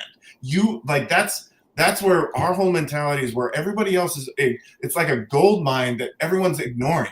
They're neglecting the most important piece of this industry, and that's the drivers. So not only are we going to support you, we're going to tell your stories. Like that gig geezer, we're going to tell his story on how he leveled up, how he did it. We're going to show people, look, this is attainable for you if do today that which is going to create the person you want to be tomorrow.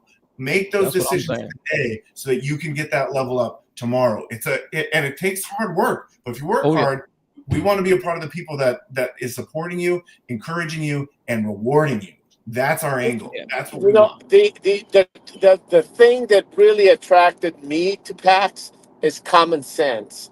The fact that we are all working together to grow a product that is going to be that everybody has been missing, because all the new apps that you've seen open up are all entry level apps. They just want to beat you with prices. They just want to make sure that they get you with price. They say, well, Uber and Lyft pays you $15, but we're going to pay you $25. Well, that's not market price. Market price is what we want to go after. Yeah. And the fact that we know what our expenses are going to be. We know that there's going to be fees. We know that there's going to be 65% of a cut coming to us. But we know the facts. It's Yep. transparent. Transparency. That's Yep. the biggest part about this, is being transparent and letting you guys, because I mean, it takes money to run a business. Like there's no way around that. But you guys do all the work with how are you maintaining your cars? Who's educating you on how to do that? How to be mindful of that? How to run a business successfully? It's not just about making money. It's about investing in your business. How do you do that? So those are all things that but to do that, we need a dedicated group of people who understand that or want We're to business minded. Yeah. You got to be business minded people instead of employee minded. Because if you have too many employee minded people, they're like, when you walk into a company that you work for, you're entitled. You didn't pay for the bathrooms, the water fountain, the carpets. You didn't pay for the entryway, the receptionist computer. You didn't pay for none of that. So that has nothing to do with you. So when you own a business, you realize you're investing into everything you're looking at that's sitting in front of you. When I walk in my garage, do you know how much money I spent on tools and equipment and air compressors and welders? And I mean, hundreds of thousands of dollars I've probably spent over my life on tools alone. Lost them, gained them, got them back, this and that. But look at how much money I've made over my life. You own that asset now. That's right. We own the asset. That's exactly right. And the fact still remains, okay, that it's using common sense. There's people that come to me and they says, "Oh, Jamil, you know what? But you know what? We're getting activities. We're maintaining the dollar moving." Well, you know what? If you're losing $5 to move $1, that's not profitable, and that's not what we're here for. And that's what people need to understand. I mean, I've been in business 30 years on my own personal business, mattress, furniture, things of that sort. And if I had to, a competitor came into the area and they're lowballing me, do you think I'm going to lose $5 or $10 or $50 for that sake in order to make sure that I get a sale? No. You do that, because not all sales are good sales. Yeah. Some sales are a headache because not all customers are good customers. You can sell to a customer and end up being a headache customer forever. And you'll be like, man, why do we even have this lady as our customer? She's constantly bothering us, constantly calling. She's expecting too much money. She's always threatening us all the time, and this and that. She talks bad about us online. Why did we let that lady be a customer? I don't want everybody to be my customer. I want people that value me, value what I do, and want to see me continue doing what I do. That's who I want as my customer. One of your commenters here, Jeff, just asked, well, you know, the bigger guys, they can spend millions of dollars to undercut. That is true. That is well, here's the thing. What they can't do is invest in the driver. Their investment, even let's say they do undercut, right? They still got to offer a ride that the passenger wants to pay. So even if they're incentivizing the driver with more money, that's all they have to offer you is money. What we're offering you is a brand and an investment. We want to tell your stories. We want to tell people, like, why would you go after when we're offering you a fair cut to begin with? Always, not for a one time. The other people, they're giving you that amount of money until they can replace you with a driverless car. That's how they do new drivers. With that. If that's their end goal, you do not matter to them. So it's up to you, and it's your business that they're putting out of business, why would you help them do that? That's part of our education process is going, look, we want, and that's why we don't want 1,000 drivers. We want 100. We want 100 to 500 drivers. If we had 250 people show up for this dinner, I'd be elated, because that means the movement is happening. The mentality shift is happening. The opportunity is happening, because that's why we're sticking with what we say. We want to capitalize this in Phoenix first. That does not mean drivers don't matter out elsewhere to us. It's not what that means. What that means is we're from Phoenix. We want the money to stay local. We want the people here. We want our local communities to thrive locally. The only way we would spread to another city is if the people in that city want the same thing and can build the same thing that we're building here. That's the people really matter to us. That's one of the reasons we're putting together a dinner, so that you can see us, you can meet us, and we can meet you. Because I believe that watch what happens when an army of people understand that this is where they're valued. that this is what and I'm you're gonna tell be you, and I'm gonna tell you like this: McDonald's can put the dollar menu back. I don't eat McDonald's, so just because somebody has low prices, don't mean everybody's gonna want that shit. 100%. McDonald's can have 89. They can have 89-cent hamburgers all week. I'm not going to McDonald's. I'm still gonna go to the steakhouse. I'm still gonna go to the Chinese place and eat the food that I can afford at the level that I'm on. The only people that are gonna pay for Uber are cheap people looking for a cheap ride that don't want to take the bus. When you want somebody who wants a quality driver that's not going to rob their house when they go on vacation, like the people I picked up today, they're going on vacation for 8 days. They don't have to worry about me going back to rob their house. They're my clients. When you deal with Uber and you deal with Lyft and stuff, you have no idea who these people are. They be talking, we're going out of town for 8 days. That driver might be like, oh, I know who I'm going to rob. They'll be gone for 8 days. That's what people going to get sick of, dealing with people, strangers in their community. Just names and numbers. We're actual people that they'll see on the app. They can find, they can go back on PAX and say, hey, man, we saw Jeff's car in our neighborhood on a cam 2 days ago. What was he doing in our neighborhood? Oh, he was picking up Sarah, your neighbor next door, because she saw him. Oh, okay, cool. Well, but yet with Uber, Jeff, you have also, no idea who's talking in your about neighborhood. When somebody needs a ride, those clients are going to go call my guy, Jeff. That's it. They do it all the time. They do it all the time. You build your business. You provide such a good service that people are like, look, you need help here. And it's the same price as the competitor who doesn't care about you. It doesn't care about their driver. Because I told y'all, Eric, the driver, when they know that they're supported and invested in, that will translate to the passenger. Because last night, me and Eric, we did this Uber thing where when he was picking me up last night, we priced the Uber ride, the Uber X and the Comfort ride from where we were. The Uber X was $13, the Comfort was $16. The guy paid $50. He gave us $50. It's not always about low price with some people. Some people love the convenience of their mechanic bringing their car to them in the middle of the night up the highway, and they don't have to leave. Some people appreciate that. So he could have been like, well, I could just pay Uber $13 and get you back home. He didn't say that. He says, how much is that? About $30. He said, here's 50.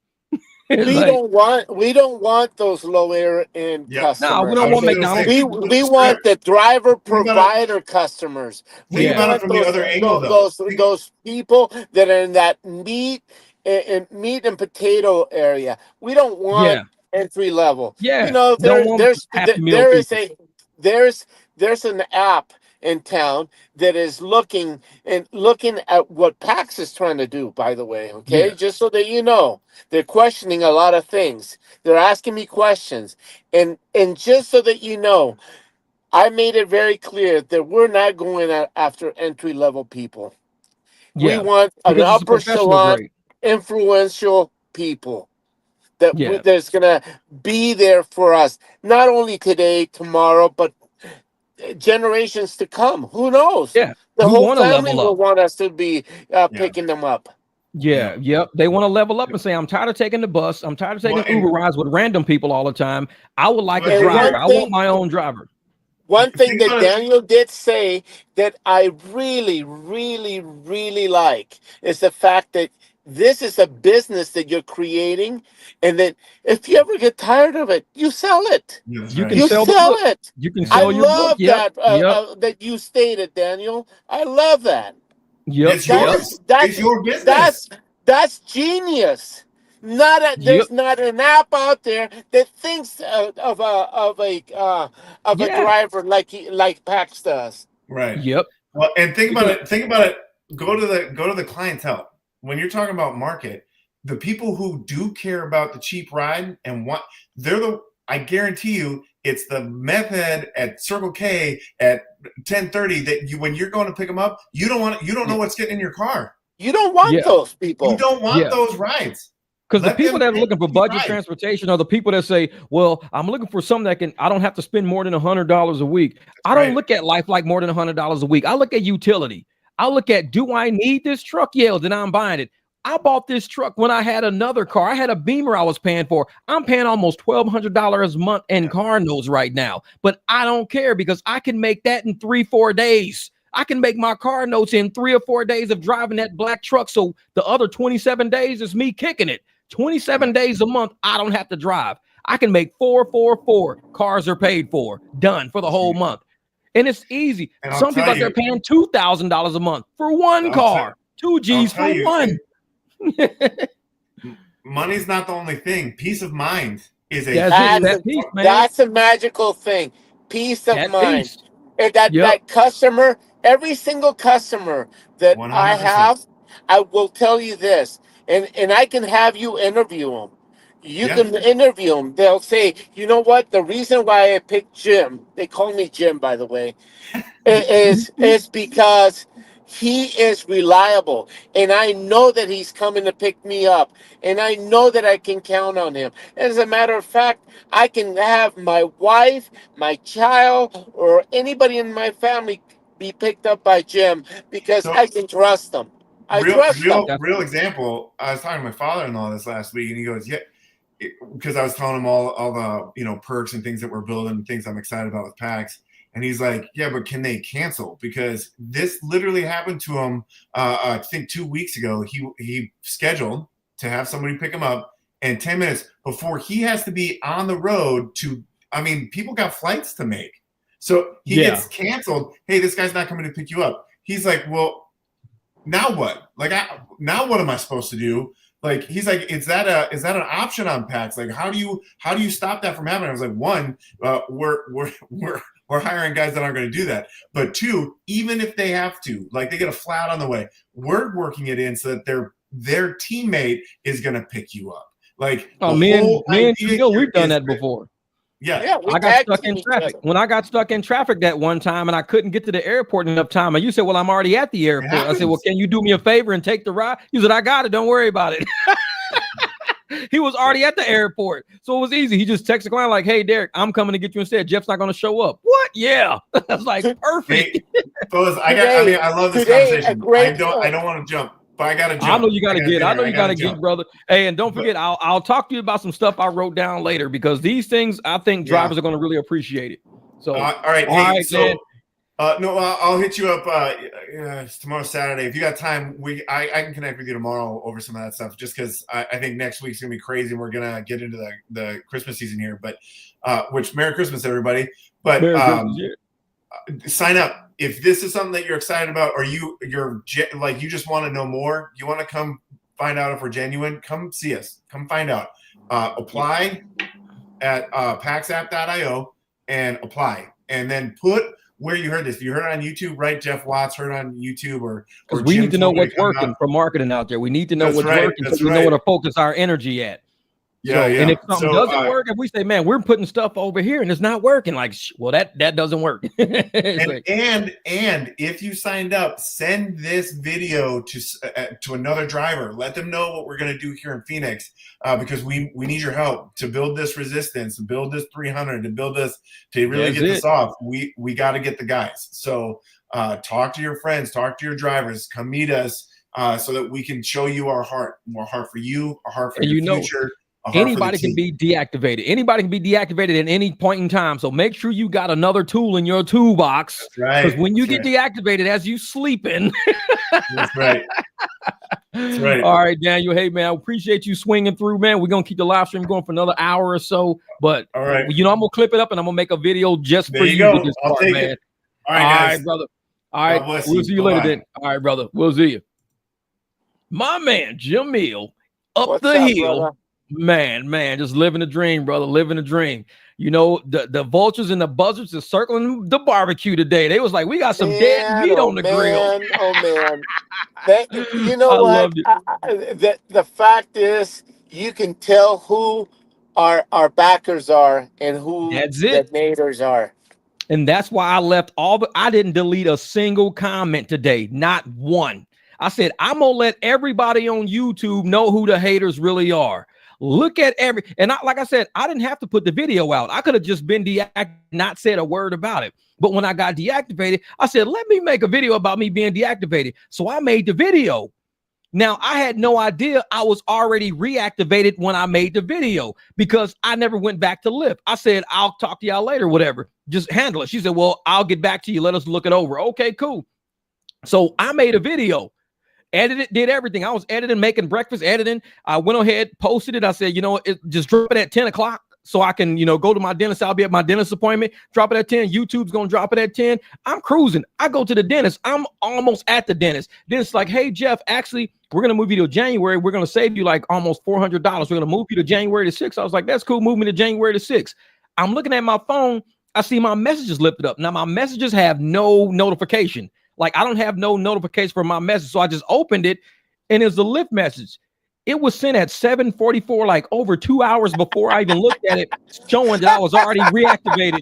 So, of course, when the video dropped, I was already reactivated. So I'm just laughing at all these fucking comments. Oh, Jeff, you're a shithead. That's what you get. I told everybody you was going to be deactivated because you don't listen to nobody. You don't take accountability. And I'm like, yeah, you're right. You're right. I'm laughing like a motherfucker. They think they know everything. They think they know everything. All them fucking buzzards was on my video today. They was circling around like we had a dead body. These motherfuckers, all of them, talking all shit. I ain't had a video go that nuts in a long time. And I said, I love it. Let these haters boost my YouTube content today.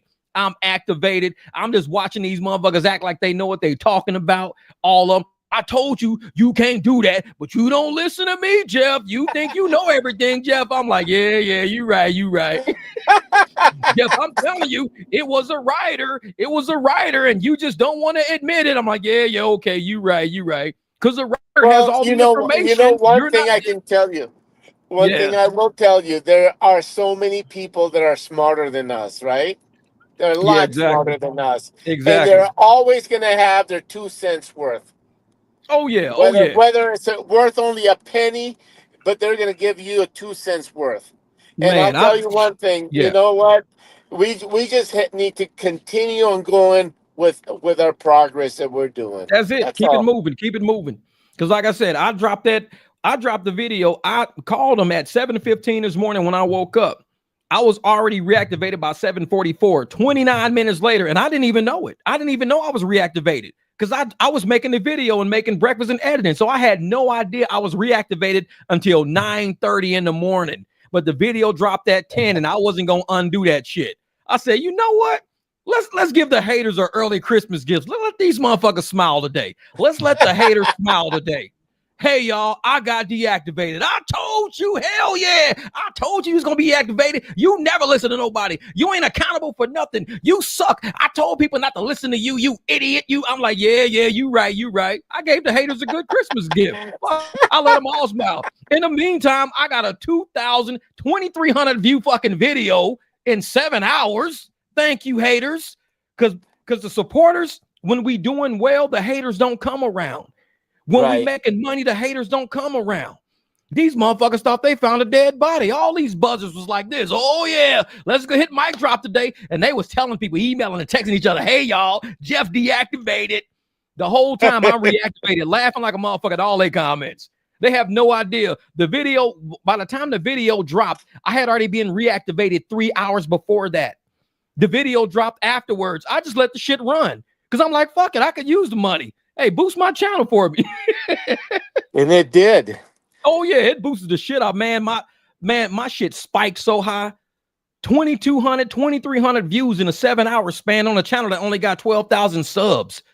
I only got 12,000 subs. You telling me I can make 3,000, 4,000 in one day? See, most videos, you get 10% of the views. If I drop a video and it hits 1,200, YouTube likes that because it hit 1,200. You got 10%. If you hit 50%, you're good. Some of the bigger channels with 300,000, 400,000, those people sometimes only get 4,000 views on a video, but they got 300,000 subs, but they get 4,000 views. I'm almost at 4,000 views already, and I only got 12,000 subs. YouTube is loving this shit. So YouTube is like, oh, man. Jeff, I don't know what you said today, but goddamn, you got a lot of activity on your channel. I said, cuz these motherfuckers the buzzers think they found a dead body.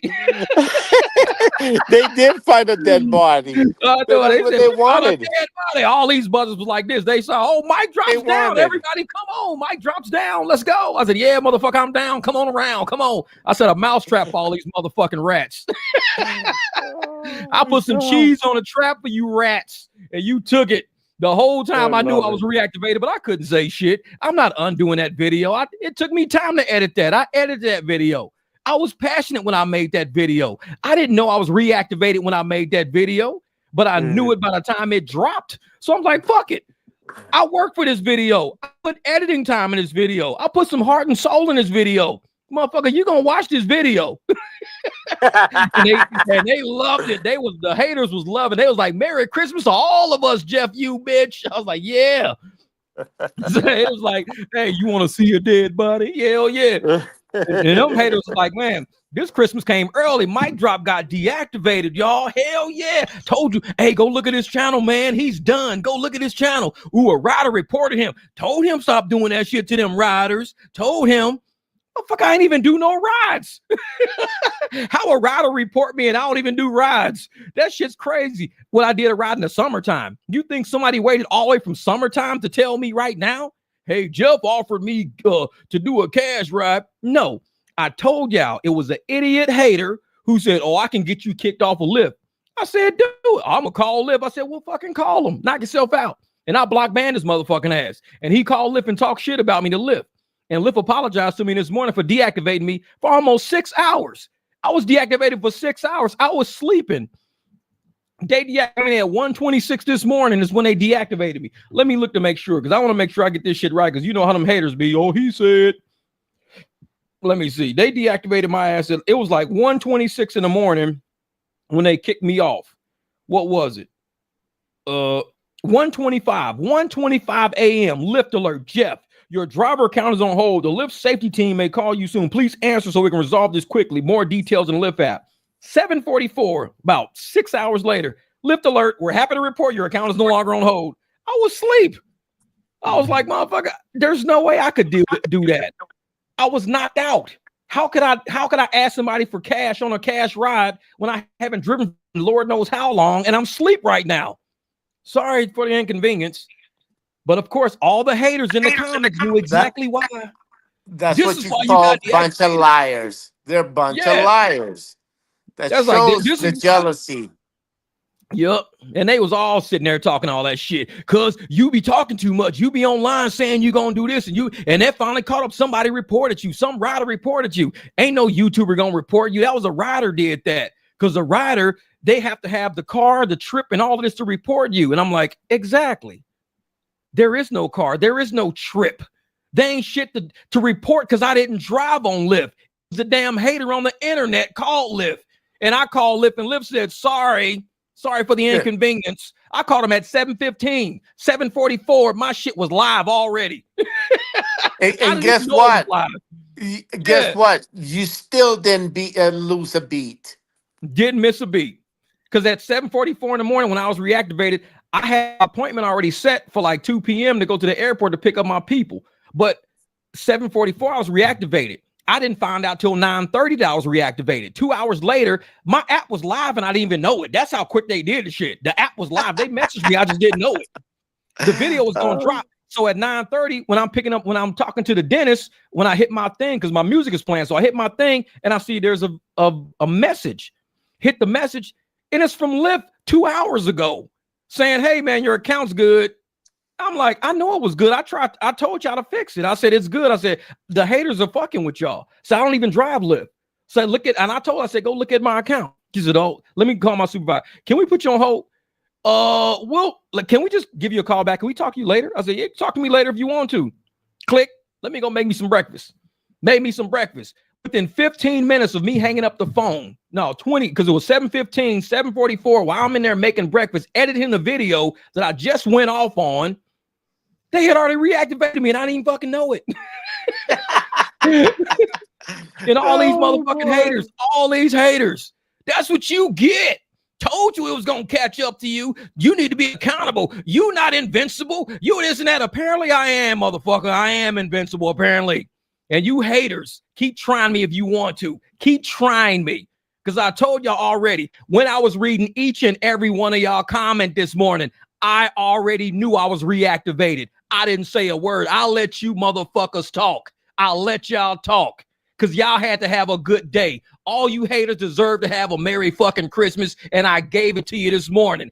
Thank you for boosting my videos. I knew I was activated, but I needed a Merry Christmas too, you dusty bastards.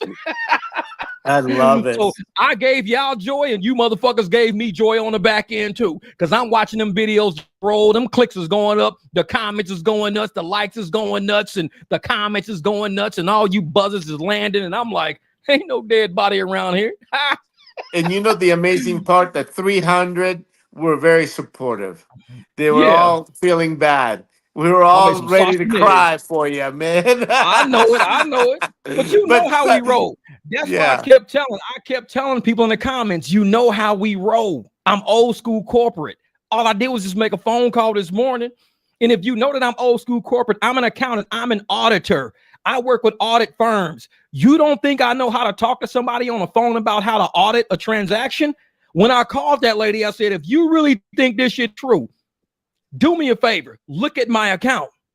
Look at what time that call came through. Call me when you figure it out. She said, let me talk to my supervisor. They put me on hold for like 6 minutes. Motherfucker came back, said, can we just give you a call back? I said, you can give me a call back. Motherfuckers never called me back. My shit was already active. It's like, I'm an auditor. These motherfuckers know that. I'm an auditor. So if I tell somebody else how to do their job better, you just deactivated somebody who was fucking asleep. Let me help you do your job. All you haters out there thinking you got me. No, I used that video to boost my fucking channel this morning because I knew at 9:30 that 10 o'clock video was not right. But I ain't undoing that video because I needed the fucking content. Thank you for the content.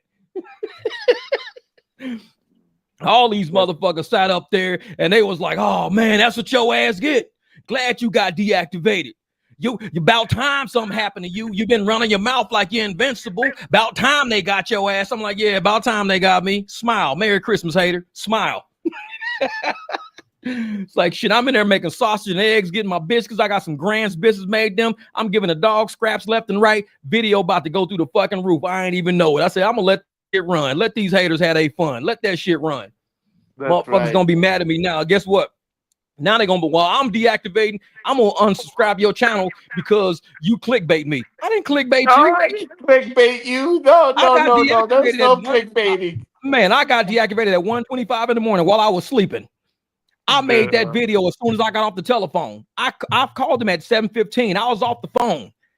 Made the video as I'm making breakfast because I had to go to the dentist. I got to eat before I go to the dentist. I need to be done eating by 8 o'clock in the morning so I can brush my teeth and drink enough.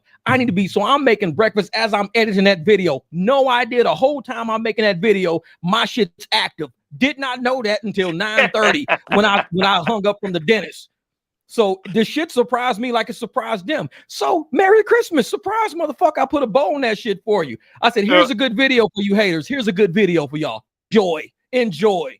So tell me, what was it for breakfast that you had that made it taste even better? Oh man, I had 2 fried eggs that was fried inside of sausage grease because I do my sausage first to get the grease everywhere. Throw the eggs on the grease so the edges get real crispy and shit. Flip that motherfucker a couple of times, get it nice and white. Make sure that the middle is not too runny, a little gummy, not too runny, a little gummy. Fucking, I had Grand's biscuits, split both of them. They butter flavored, split them in half, open them, throw both biscuit pieces inside of the grease. So you got to sizzle your biscuits, sizzle those motherfuckers, get them nice and crispy. So when you bite into it, it's like biting a cookie. On the outside, it's nice and soft, but the inside is real crunchy because you just sizzled your biscuits. So now you got sizzled biscuits. I'm starting to get hungry. Man, what you doing? You're making me hungry. You got sizzled biscuits, you got sausage, you got eggs that's been dipped inside of sausage grease and fried on the outside, not runny, little gummy, cheese. American cheese, and I'm sitting at the table drinking my coffee going, man, these motherfuckers done deactivated me. The whole time I didn't know I was deactivated. And remember the date, Friday the 13th. Yeah, exactly. 2024. Man, I woke up deactivated on Friday the 13th. They had some shit. Them haters was loving it. They was like, yeah, we got him. It was somebody on y'all team, you haters. Y'all got him. Somebody on y'all team, haters. Somebody on y'all team did not know who I was. And none of you motherfuckers really knew who I was. Because I ain't, like I said, you gonna see all these names on that video that you have never seen on my channel. These are the people waiting in the shadows talking shit. These are the people talking to each other. I left every comment, deleted 0 comments. 0. Let's see these motherfucking buzzards. 0. Hey, so listen, yeah, we got to make some grits for them now. I'm telling you, make some goddamn just savory like Daytona grit. just said, we got to get some grits for them. Thank you, Jim. I'm telling you, brother. Say, when will the pigeons learn? When will the pigeons learn? 7, 8 lift rides, one private ride for me. Shout out to the 300. Real shit, Jim. Thank you for the super chat. And see, that's the thing, man. We told people this is a business channel. It's about making money. Haters, I know you motherfuckers is out there. I tell everybody, we got enough haters on this channel to last a lifetime. But when you come at me, you better have your shit together. Have it together. Because I'm one of those cats that's going to be like, you know what? I pre-think trouble. I'm an auditor. I'm an accountant. It's called forecasting. I forecast bullshit already coming down the pipe. I know as successful as we get, haters going to be around. So it's like, so how you going to protect yourself, Jeff? Stop putting all your ride-alongs on the channel. You keep putting all your ride-alongs on the channel. They know where you are. They know how you moving. They know how you making money. Stop posting all your ride-alongs. So I said, fuck it. I just quit doing it. And now the haters is in the dark now. They don't know what I'm doing. Oh, you doing private rides. I know you out there converting rides. You out there converting all them rides. When's the last time I drove? And so what? And so what? And this is the thing. And I asked those motherfuckers, so when was I doing it? When was I doing the ride? Because I'll show y'all. If this is my Uber account right here, look at that. That's this week. So when was I doing rides? That's this week. That's last week. So when was I doing rides? That's the week before that. Let me show you the week before that. Hold on. Let me go back the week before that. So when you call Uber, have your shit together.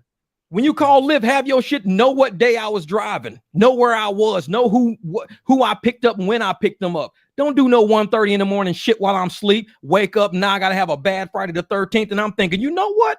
Let's return a treat on these dusty motherfuckers. Let's drop the video anyways. Let's let the haters have fun. Let's let the haters smile. You motherfuckers been looking for something to make you happy. So I made y'all happy this morning. I said I was deactivated, knowing damn well I wasn't. But when I made the video, I was. But I knew y'all would be happy to see me off the apps. I knew it. So I had to let you motherfuckers have a good Christmas. I hope I made your 2024 worth hating on me all fucking year. I really do. Because now, guess what? You done started a war with me now. We gonna have some real fun with you hating motherfuckers now. Because once PAX hits, y'all finna see some shit that's really gonna make y'all ass sick. Y'all gonna be sick. I hope y'all motherfuckers open up mic drop and start puking on your fucking phone. I'll tell you. I'll tell you. Too much money. Jeff, you know, the one thing that I really can't wait is for this to go in the stages that we're planning to open it up. I got another video that I've already recorded a lot because I was recording videos as I was reading their comments on video. So I got videos in my phone reading comments, laughing like a motherfucker at them. There's been, like I said, I got how many videos, how many clips did I make? 1, 2, 3, 4, 5, 6, 7, 8, 9, 10, 11, 12, 13, 14, 15. I got 15 video clips of me laughing at these motherfuckers this morning. Because like I said, this is all my next video here. I got them all in one space. I'm going to drop my next video. So y'all going to hear me having a good time with the fucking haters. I'm going to let y'all see how I can't wait to see that. Everybody is watching this right now is going to be staying up until 2, 3 o'clock in the morning just to watch all of this. I'm not dropping tonight because I need to edit it tonight. But y'all going to see how much fun I had fucking with the haters today. And like I said, I don't have to show nobody this. I didn't have to show nobody I was deactivated, but I got deactivated and I didn't even know why. I knew it was a hater that did it. So now the haters going to see me laughing at them. All the infinite knowledge and wisdom these idiotic motherfuckers got. This is why you got deactivated. I'm glad you did. You deserve it. You shouldn't have did this. And it was a rider. You're just paranoid. I'm like, for real? Yeah. Lyft wouldn't deactivate nobody unless they had proof. They had to have proof to deactivate. You know what we're going to have to do? We're going to have to do the block ban, motherfucker. The block ban. Right. Oh, yeah. I'm like, you know what? This shit's going to be fucking funny. So when they sit and they watch the video of me laughing, like I said, I gave the haters an early Christmas because I know they ass was happy today. These motherfuckers was happy all day until I dropped this live stream and told them how fucked up they were. I love now they all mad again. They was happy all day. They've been sharing my video, people making videos of my video. Hey, he finally got the professor went live. And when the professor went live on it, there was people on his live stream apparently talking shit about me in his comments. I don't get to see the comments, but they were apparently talking shit about me. So I'm like, okay. And you can hear, well, Jeff's arrogant and he's an idiot and he don't know what he's doing. That's why he got deactivated. Infinite wisdom, motherfucking pigeons, man. A bunch of infinite wisdom. The whole time I told everybody on the video I dropped why I got deactivated. I said a hater called Lyft on me. I specifically said that. So don't think nobody got fucking clickbaited. I told everybody a hater called Lyft on me and got me deactivated while I was sleeping. And I told Lyft, I don't even drive for y'all. What are you talking about? You think somebody from this summer is going to call? Hey, yeah, Jeff took me somewhere on June the 27th and he tried to convert me. You really think a motherfucker called from this summer? No. It's that dude I fucking kicked off my channel who said, I'm going to call Lyft on you. You sitting out here doing cash runs. I said, do it. Call him. He did. But what he don't realize is I don't drive fucking Lyft, you idiot. I'm a private driver.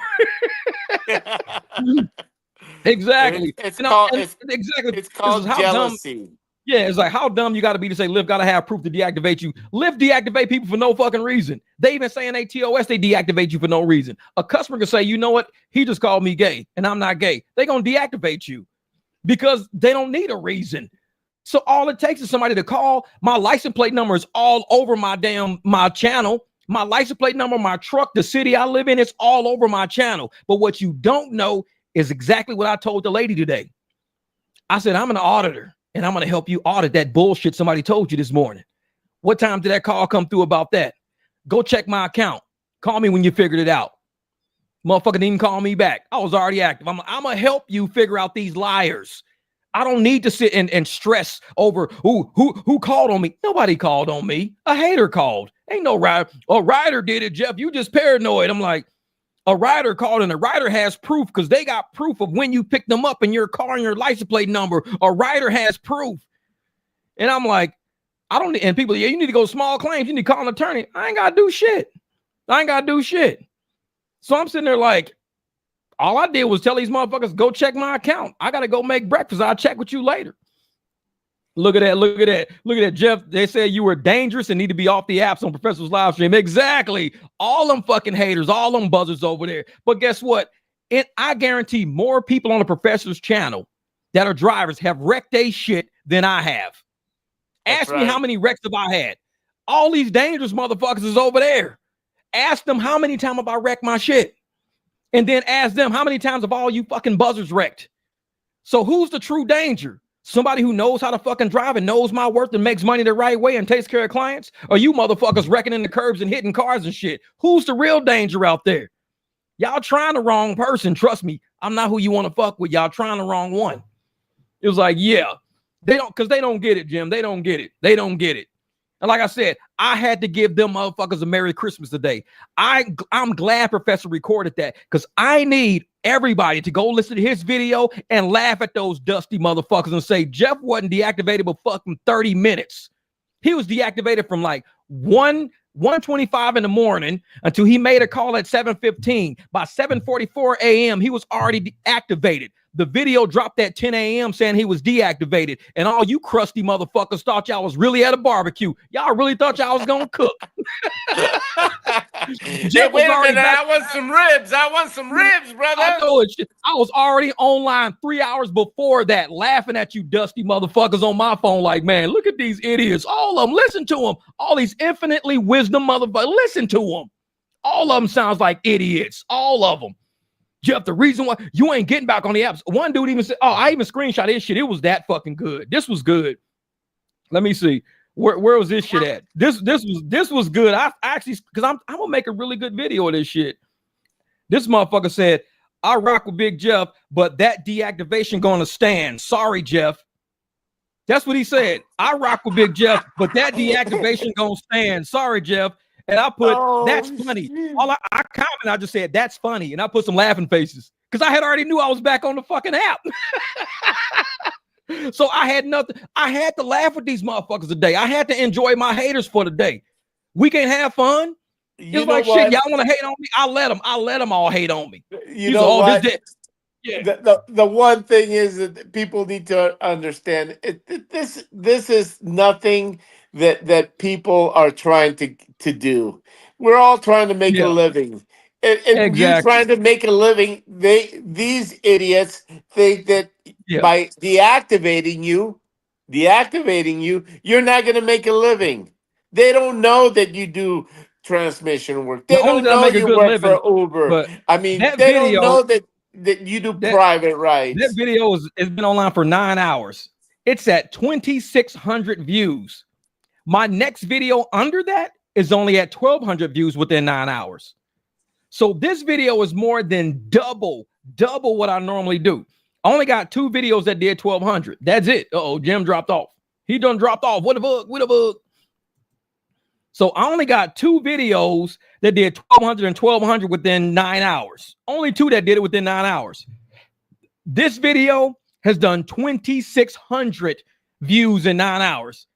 These is fucking all. These are the buzzards. My videos, my highest video was 1,200 in 9 hours, 1,200 in 9 hours, 1,000 in 9 hours, 1,000 in 9 hours, 1,000 in 9 hours, 950 in 9 hours, 805 in 9 hours, 478 in 9 hours, and 298 in 9 hours. This motherfucker is at 2,600 in 9 hours. A bunch of names you will never see on my channel. These were the buzzards circling the barbecue the whole time. I had to let the video run. I had to let it go because I knew when I first dropped it and I saw all them hits in the first hour, I was like, holy shit, this video is going to run. I said, should I drop the truth? Nah, no. Let it run. Let it run. Let it run. Fuck them. Let it run. I told you when you told me, don't do anything. Yep, you said don't change it. Let it run. I said, all right, I'll let it run. Let it run. Let them all talk. Let them all talk. Let's see what everybody got to say. Let them all talk. I said, yeah, this is gonna be good. Them motherfuckers made my YouTube channel look good today. YouTube's looking at my shit like, man, Jeff, what did you say? Oh, the buzzards thought they saw a dead body. I know who's around my channel. If I drop the truth, even on that video, if I said, let me edit this video before I drop it because now I know the truth. No, it wouldn't have popped. You got to let these fucking buzzards have a good time. So I'll let the buzzards have a good time. The pigeons out there having a good time picking up shit rides. The buzzards need to have a good time fucking with YouTubers. So I'll let the buzzards have a good time. So you motherfuckers really want to hate on somebody. Hate on me. I got deactivated. Come hate on me. Oh, I told you. I'm so glad you don't need to be on the app anyways. I told you. I'm glad they kick you off. You've been doing this for a long time. I'm surprised to see them take this long to deactivate you. I said, if you think you surprised at seeing how long it took them to deactivate me, wait till you hear it only took the motherfuckers like 20 minutes to reactivate me. That's going to piss you off even more. And the haters going to be mad. I said, wait a minute. So you made a call at 7:15 and you got a text at 7:44 saying you was back on? You're how the hell you do that? Yeah. I said, hey, it's all done. Y'all surprised to see me not deactivated for 5 years of doing this. Man, he's been doing this for a long time. I'm surprised I'm glad he got deactivated. Wait till you see how long it took me to get reactivated. That's gonna piss you off. You know what these haters don't understand? 2 years to get reactivated. It took me 30 fucking minutes. And all I said was I gotta go make breakfast. The haters need to understand that, your opinion is your opinion. Their opinion means shit to you. It doesn't matter. Exactly. They don't have to follow what you say. They don't have to follow what you do or however. You know what? You give your opinion and that's it. Yep. I give my opinion and that's it. But these haters, man, they go the extra mile. They sit on YouTube all day preying on people's downfall. So I had to capitalize on that. I knew who's around. I'm not an idiot. I know who's around. How can I capitalize off of buzzard energy? Oh, shit. Drop the video. Fucking let it run. Let the buzzards flock. Like I said, y'all going to see names on my channel that y'all have never seen before on that video. Y'all going to see names you maybe seen once or twice. A lot of the names on that video, I guarantee, go to the professor's channel. You're going to see them all down his channel. Go to Pedro's channel. They're going to be all down Pedro's channel. Ain't none of those names ever been on my channel. These is fucking buzzards. I want you to comment under every name you ain't seen. Buzzard. That's it. And I'm gonna go count how many buzzers we got on this motherfucker. Go count every name on my channel that you have not seen on my channel and type buzzard under that motherfucker. Buzzard, buzzard, buzzard. What's up, buzzard? And say that shit to him. What's up, buzzard? And every time you see them on a professor's channel, what's up, buzzards? This is a buzzard nest. Fucking buzzards. Y'all thought y'all really saw a dead body this morning. I'm glad I made y'all day, buzzards. And these motherfuckers hate me even more right now. They really mad now. Also, he really wasn't deactivated. No, he really was. He really was. See, I got deactivated, like I said, at 1:25 in the morning. I didn't get reactivated till 7:45. I didn't know that till 9:30. Buzzard. So yeah, all the fucking buzzards right now is all over YouTube right now. Finally, yeah, they caught that mic drop motherfucker. Yeah, they caught his ass. Told you. Yeah, I'm glad. Yeah, I'm glad. Man, they fucked him up good. Yeah, I'm surprised. I'm glad he's dangerous. Yeah, I'm so glad. And I'm like, bro, the whole time I'm making fucking eggs and shit, laughing at you dusty motherfuckers. I got 15 video clips laughing at you motherfuckers all morning. And I'm reading some of these comments. Let me see something. I'm gonna show you one of the video clips if I can find it in here. Hold up. Wait a minute. How was it? 2 hours, 17 minutes. I'm already at 1,000 views. #1 video. Now, let me show you what the next one's at. See, the next one's at 462. So I was making videos all morning. Hold up. Let me see something. I'm gonna see if I can find one where I was reading a comment. This shit was fucking hilarious. I was reading comments and everything, man. I was rolling laughing. Hold up. Damn it, it's not that one. Nope, I can't find it. But when I drop the video, when I drop the next video, I'm going to have all the 15 clips that I've made this morning when I was hanging with the haters. I'm going to call the video Hanging with the Haters. Let me write that shit down. Hanging with the Haters. Because that's going to be the name of that video. Hanging with the Haters, motherfucker. Hanging with the Haters is the name of that next video. And y'all going to hear me talk shit believe about these all motherfuckers? You believe these motherfuckers are gonna watch that video? Oh yeah, they not gonna watch it. Like I said, they came around for the dead body. Now that they know I'm back, I'm alive, and it took me what? Like I said, I made the phone call at 7:15. I was back online at 7:44, and I didn't even fucking know it. That's how fast they acted on my shit. I didn't have to call. I never said a single complaint to Lip. One lady was like, yeah, and now you over here, what she said something about crying to get back online.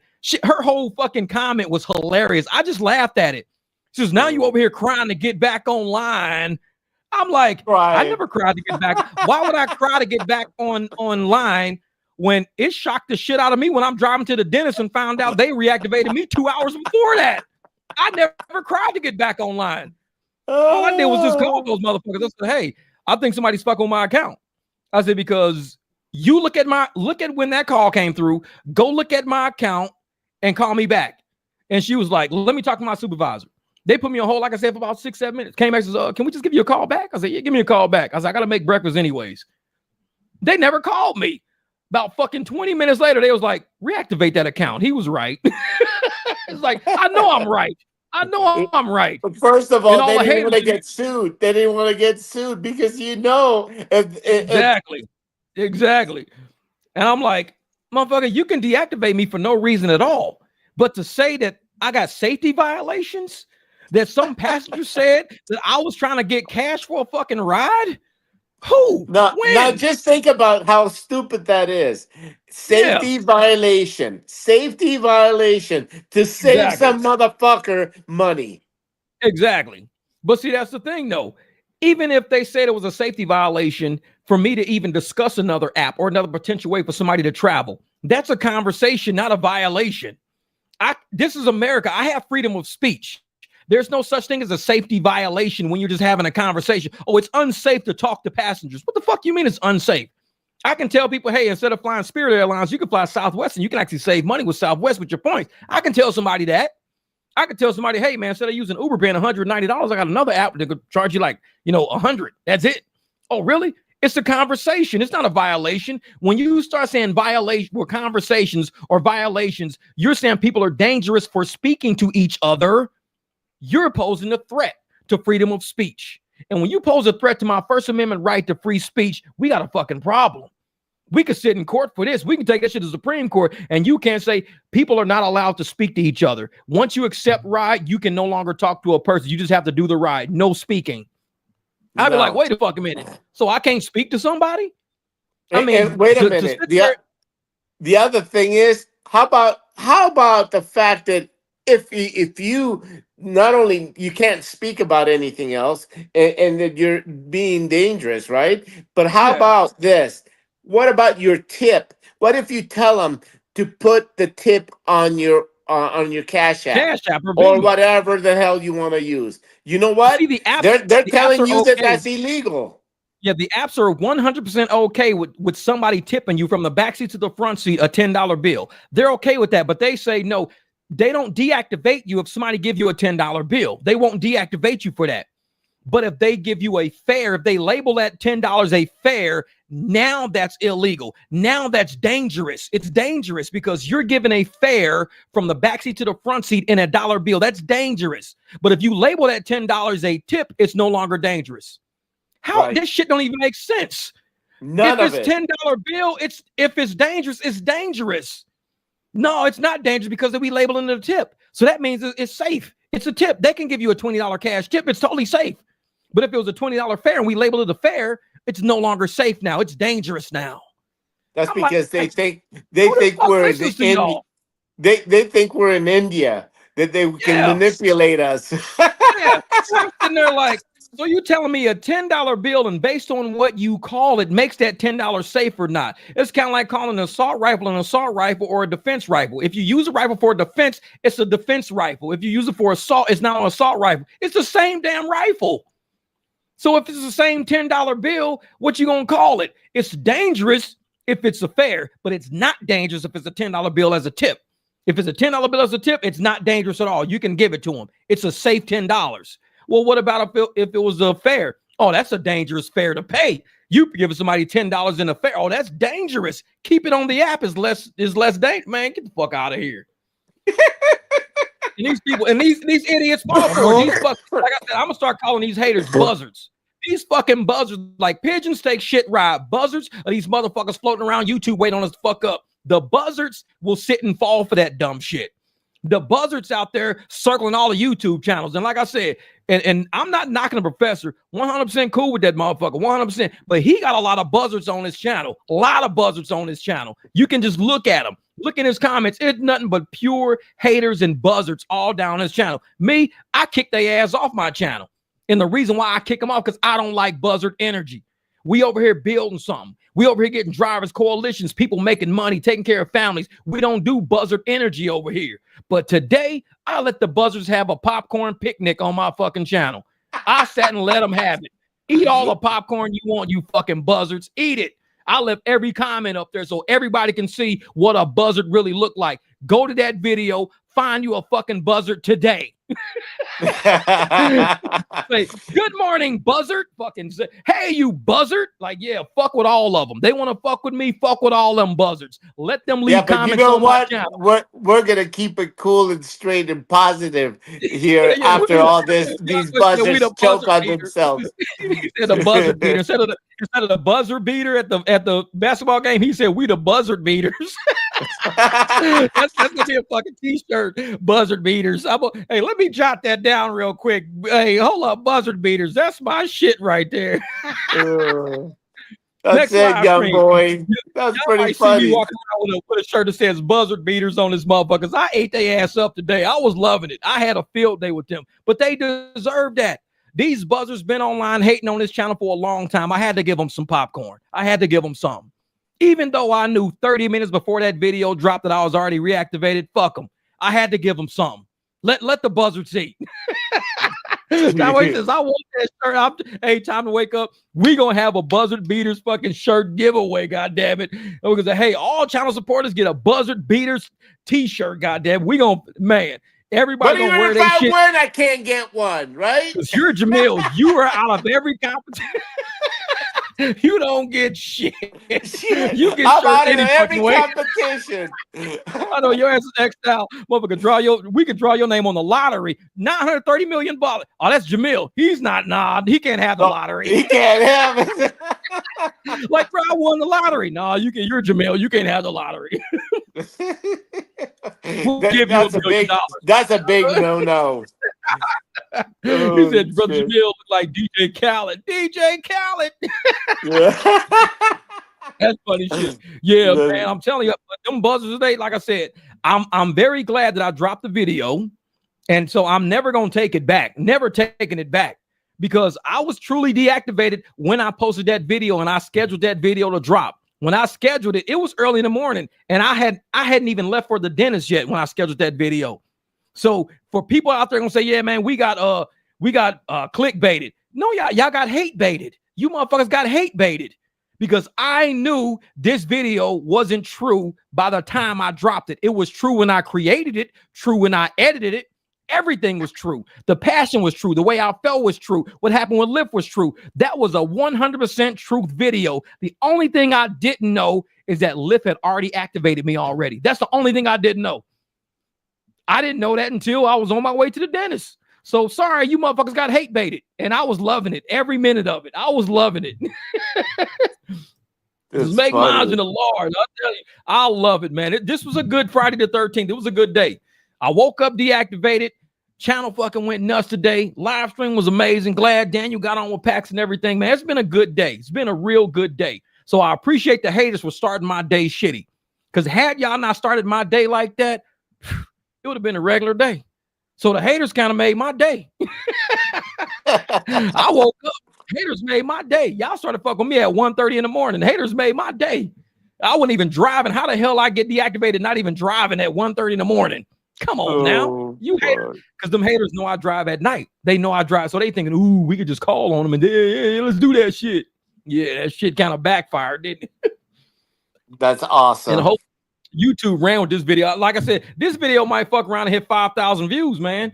See, now I could have dropped the truth video as soon as I saw it, but then it would have fucked up the flow of this one. This video wouldn't have did so well because I would have already put the other one out. So this one had to have a shelf life. If I didn't do the live stream, they would have still been thinking I was deactivated the whole time. And this video would have been going nuts.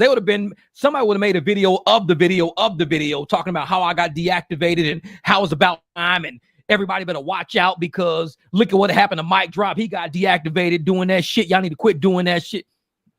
Speaking of DJ Khaled, you're gonna need to start rapping something like this with the buzzards out there.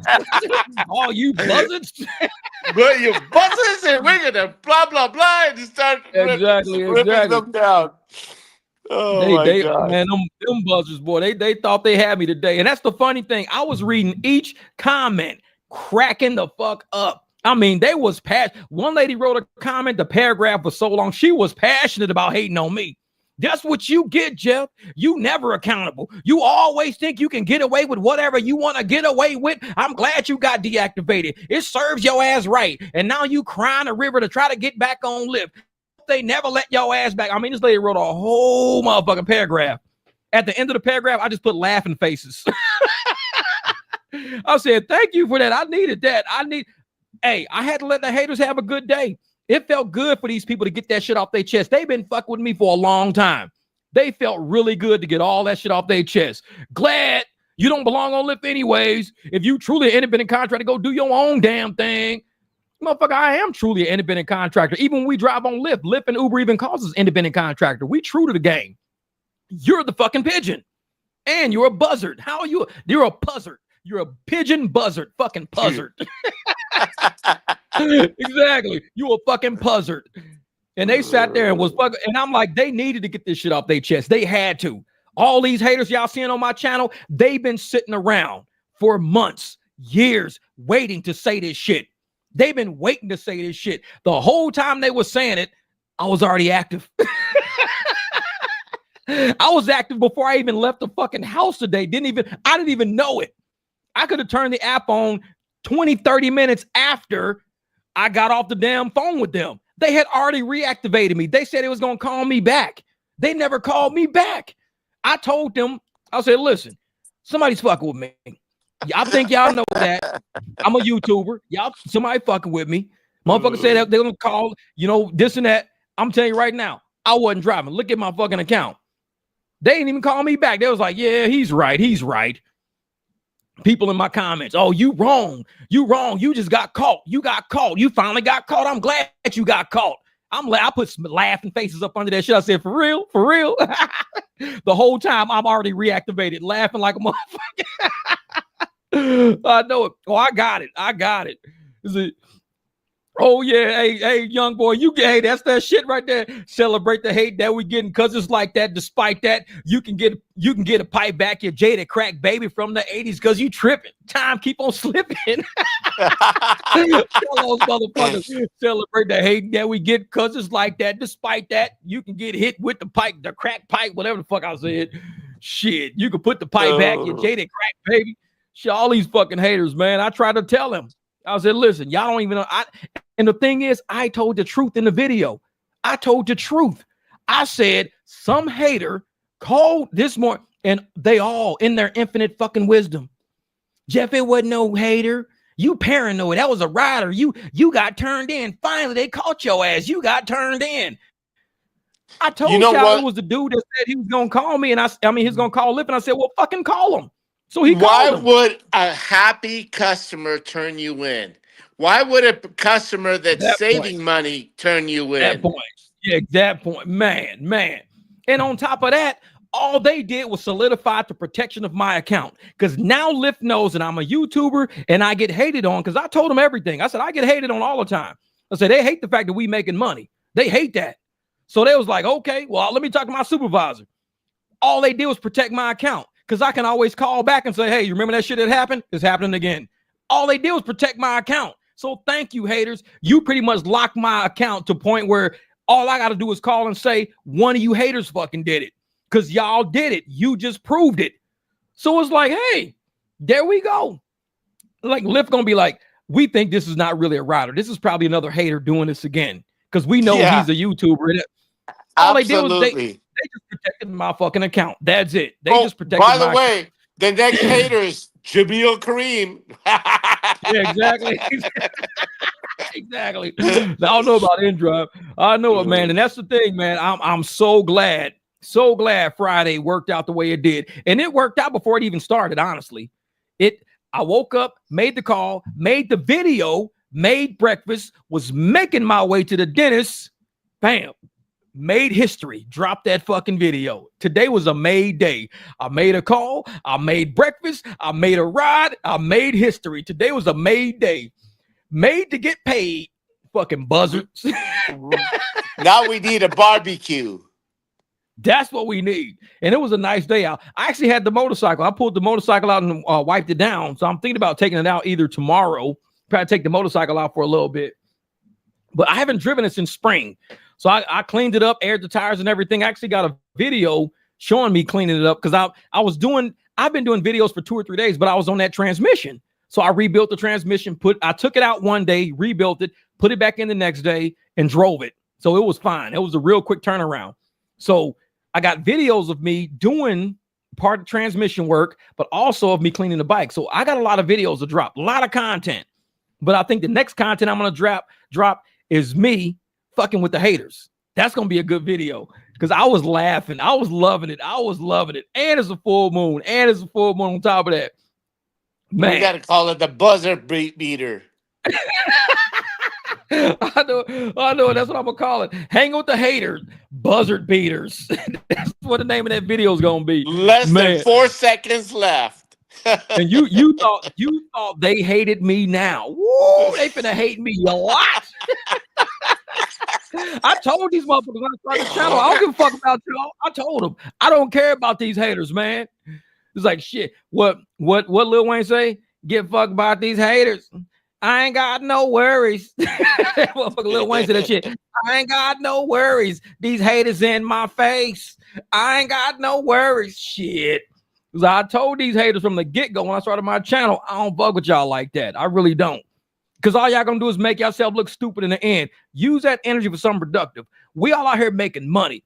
Everybody making money. Everybody getting cash. Everybody doing Square. Everybody doing Cash App. Everybody's having 2, 3, 4 streams of income. These motherfuckers got 2, 3 streams of hate. They hating on 2, 3 YouTubers a day. Y'all got 2 and 3 streams of hate. We got 2 and 3 streams of income. Somebody ain't doing something right. So if you ain't focusing on your income, focusing on how you get shit, you ain't doing something right. You focus on hating on a YouTuber. Like I said, I ain't had that many comments, that many views in a video in, I don't know, almost 2 years.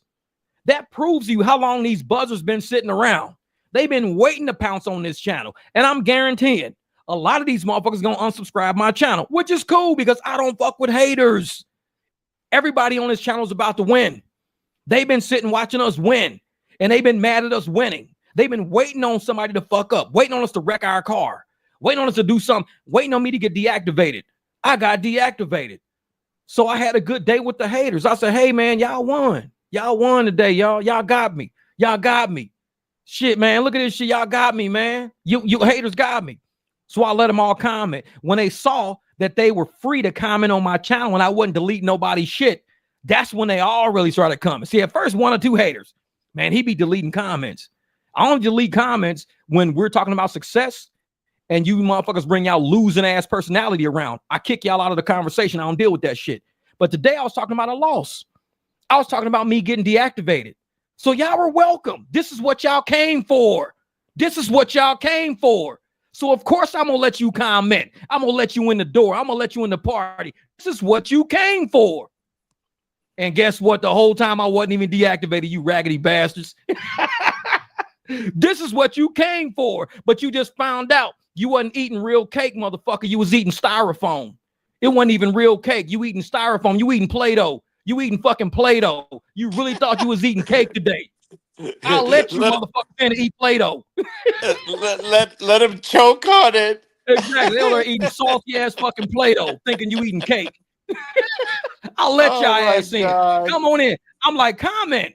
And I was leaving every comment up there. Long ones, short ones. It ain't make a difference. Comment. You fucking buzzard. Comment. Come on in. Water's fine. Barbecue tastes good. Come on in. And they ass was really into it. They was mad. This video took off. The whole time I knew this is a Christmas gift for all you fucking buzzers because y'all needed to get this shit off y'all chest. Get it off your chest. But when you find out the shit y'all getting off y'all chest, all the infinite wisdom and idiocy you motherfuckers are spitting, ain't got shit to do with me because I'm activated. All I did was make 1 phone call. I made a phone call and started making breakfast. I ain't have to make 2 phone calls. I ain't have to call no attorney. I ain't have to, sit around for 2 and 3 weeks struggling. How do I get back online? Because I knew the hater did it. I told y'all the hater did it. And when I said the hater did it, the idiots is it wasn't no hater. It was a rider. You're done. You're done. They got your license plate, Jeff. They got your car. They know the time. They know the exact trip it was. You're done. And I'm in the comments like, how the fuck could it be a trip when I don't drive on Lyft? Think about it. How could it be a Lyft trip when I'm not driving on Lyft? Think about it. I tried to get these simple-minded motherfuckers the playbook in front of them. I was trying to help them. How can it be a Lyft trip, a Lyft rider, when I haven't had Lyft riders in my truck? Think about it. You fucking simple-minded buzzards. I tried to tell y'all what it was. It wasn't a rider. Shit. I told y'all it was a hater because I know the conversation I had and the person I booted off my channel, and he said, I'm calling Lyft on you for doing cash rides. I said, call them. I tried to tell y'all who it was, you fucking buzzards. You're making me cry now. Man, they had me fucking laughing my ass off this morning. But I wasn't even gonna tell nobody I was active. I was like, you said don't tell them. I said, I'm not telling them. But I had to because this is family right here. In the chat, this is family. And I fuck with family. So I had to let the live stream know. I had to let the live stream know, go back, fuck with the buzzers when you got time. You ain't got to fuck with them right now. Fuck with them when you got everybody. Time. You got everybody crying and feeling sorry for you. And how is Jeff gonna eat now? And you think they all thought that you made only money on Lyft. That's it, man. Yep. They're going, oh man, he's gonna be homeless. You gonna lose your truck. He's gonna have to eat goulash for a living. Ramen noodles and goulash. Like shit. And I'm sitting there laughing with all these comments, bro. I'm putting laughing faces. I'm putting 100s after them. Yeah, you 100% right, dog. You 100% right. Making all these buzzers feel good. These motherfucking buzzers felt like they had a new pair of wings today. These motherfuckers was flying high. They like, I'm flying over Mount Everest. Jeff got deactivated, goddammit. I'm over Mount Everest, motherfucker. Look at this shit. I'm high today. Hell yeah. All them buzzers was up there. They was up. The buzzers was up. But I told y'all, I've been up. Now I'm on my landing pad like SpaceX. I don't give a fuck about all that shit y'all talking about on my channel. Leave it on there. Leave it. Because I need everybody to see what the rideshare industry really looks like, what haters really fucking look like. Leave all that shit on there. I need y'all to see who these riders are. Look at their names, screenshot their shit. Know these people. This is what true hate looks like. When we out here creating success, teaching people how to put money in their pocket, how to where the hell? Wait, I had something on me earlier, but I was gonna show y'all something. I ain't even gonna show it now. I'll show it on another live stream. But I've been showing people how to get money. This is what we do. This is how we eat. This is how we pay our bills. When you go on that video, you see a lot of people who are against that in the name of, well, I want to be the teacher's pet of Uber. I want to be the teacher's pet of Lyft. I want to do it all by the books. I want to make sure I, do everything on the app. I don't give a fuck then. Do you? Do you? I have no problem with that. Do you? But to sit there and have a problem with how we eat and how we make money, you got a problem that bears catch salmon in the river. You got a problem with bears catching salmon in the river, but you ain't got no problem with pigeons eating popcorn off the ground at the park. You ain't got no problem with that. Go do that then. Go eat your fucking popcorn. Nobody got a problem with that. But if you got a problem with a bear catching salmon, that's on you being a hater. Because we out here, we letting you have all the pigeon shit rides you want on the app. We letting you have 100% of them. Take them. Have them. We have no problem with that. They're yours. And even with that, you not happy. We giving you the shit rides and you not happy. We making sure we converting good rides. We doing good money. We making good money. You make what you make and you still ain't happy.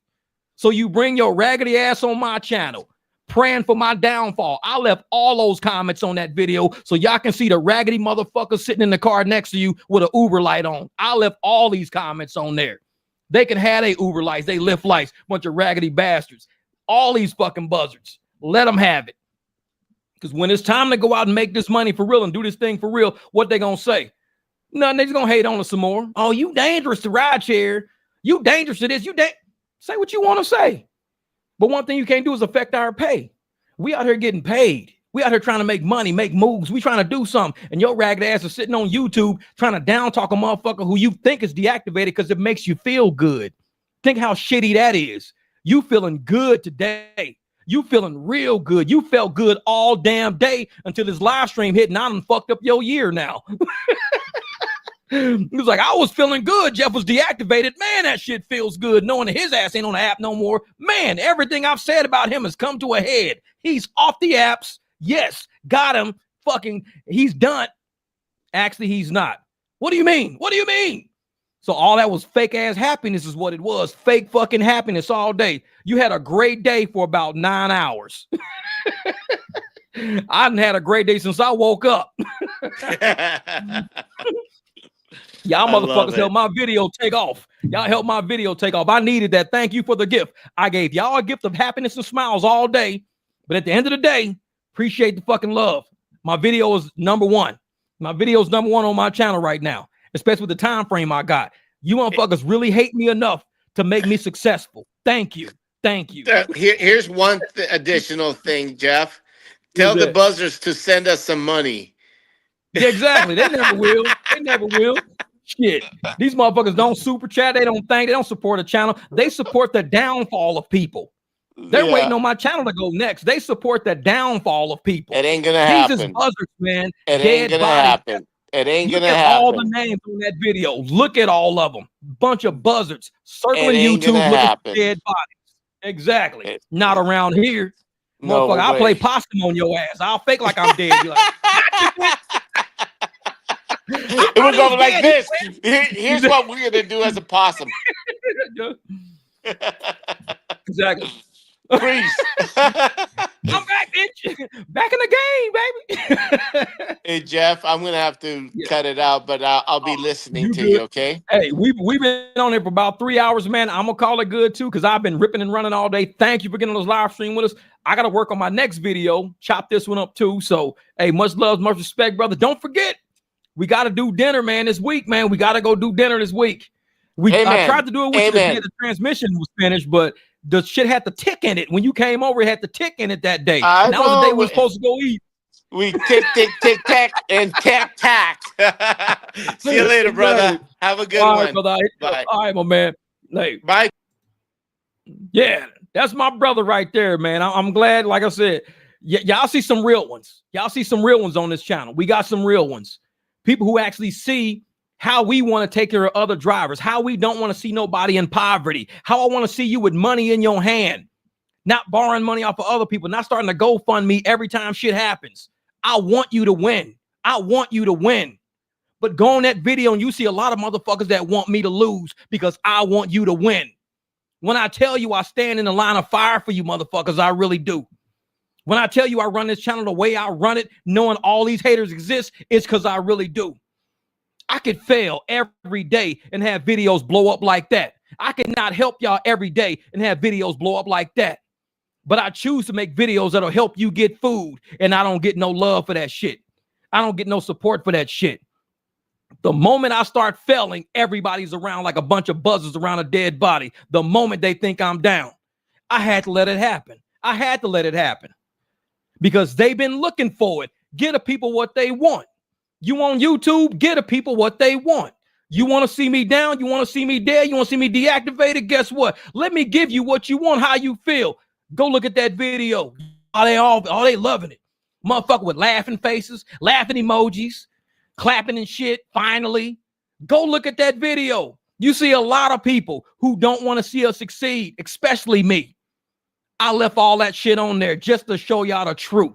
That I stand in the line of fire to help y'all out every day. I wake up every day with threats on the kingdom, knowing they coming for me, knowing they coming for my channel. I've gotten emails from YouTube about people trying shit on my channel, flagging my shit, doing this and that. Now I got it on my apps now. Next, they might start doing it with PAX. They might start hitting, oh yeah, well, Jeff said this and that. Motherfucker, how you gonna hit up PAX? We ain't even driving on PAX yet. Yeah, well, Jeff was taking me somewhere. How the hell you gonna hit us up on PAX? We ain't even driving on PAX yet. But that's how haters are. They gonna try everything in their power to knock what we doing.